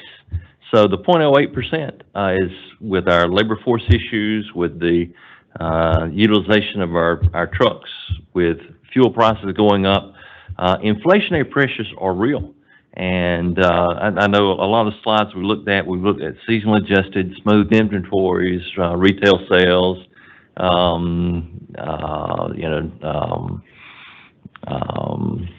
finished goods, and a lot of those have dollar values on them that, I did not purchase 20,000 gallons of diesel today. I purchased 10, but I paid what I paid last year for 20. So that we can understand that in these raw numbers, it actually is it's real. We hadn't talked about that today, but that's the real deal. Good point. Thank you for bringing that up. Any other questions? Yeah, I think the comment about insurance, I think everything is increasing in cost. No question about it. Everybody at this table feels it in their business. So, well, thank you for sharing this information with us. We may have you to come back in a future meeting and talk some more. That's my honor. Thank you. Get some more info on air cargo as well. That makes all those Class 1 guys nervous when I say that. Are they still there? Shouldn't leave. All right. Thank you very much. All right. Thank you. All right. That is all on our agenda. I will make a couple comments before we close out. Through the appropriations process this year in the General Assembly, we put money in the budget for some consulting help in our efforts. So going forward through the rest of this year and through next year, we'll be using the services of Moffitt and Nickel.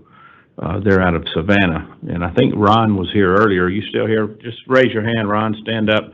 This is Ron Osterloh, and he and his associates will be helping us work through this process. So we will have some professional assistance on that. So we look forward to working with you, Ron, in the coming months. This will take a couple of years to come up with a funding strategy and recommendations that will go back to the full General Assembly. Gracie passed out basically the hard copy of what we saw earlier from Janine Miller. Behind that, you'll see a separate sheet. That is our schedule of upcoming meetings. If you didn't get that when she passed it out, pull that out and look at it. Our next meeting will be, well, I'll let Gracie go through that in just a second, but we're going to be coming up with some other dates and times toward the end of the year for the other 2 points, but we wanted to invite you over to a tour of the UPS hub. So Gracie, you want to give everybody the updates on the schedule and then talk about this afternoon's tour, which starts in 20 minutes. And you. Right now, yes, that's the 23rd back then. As soon as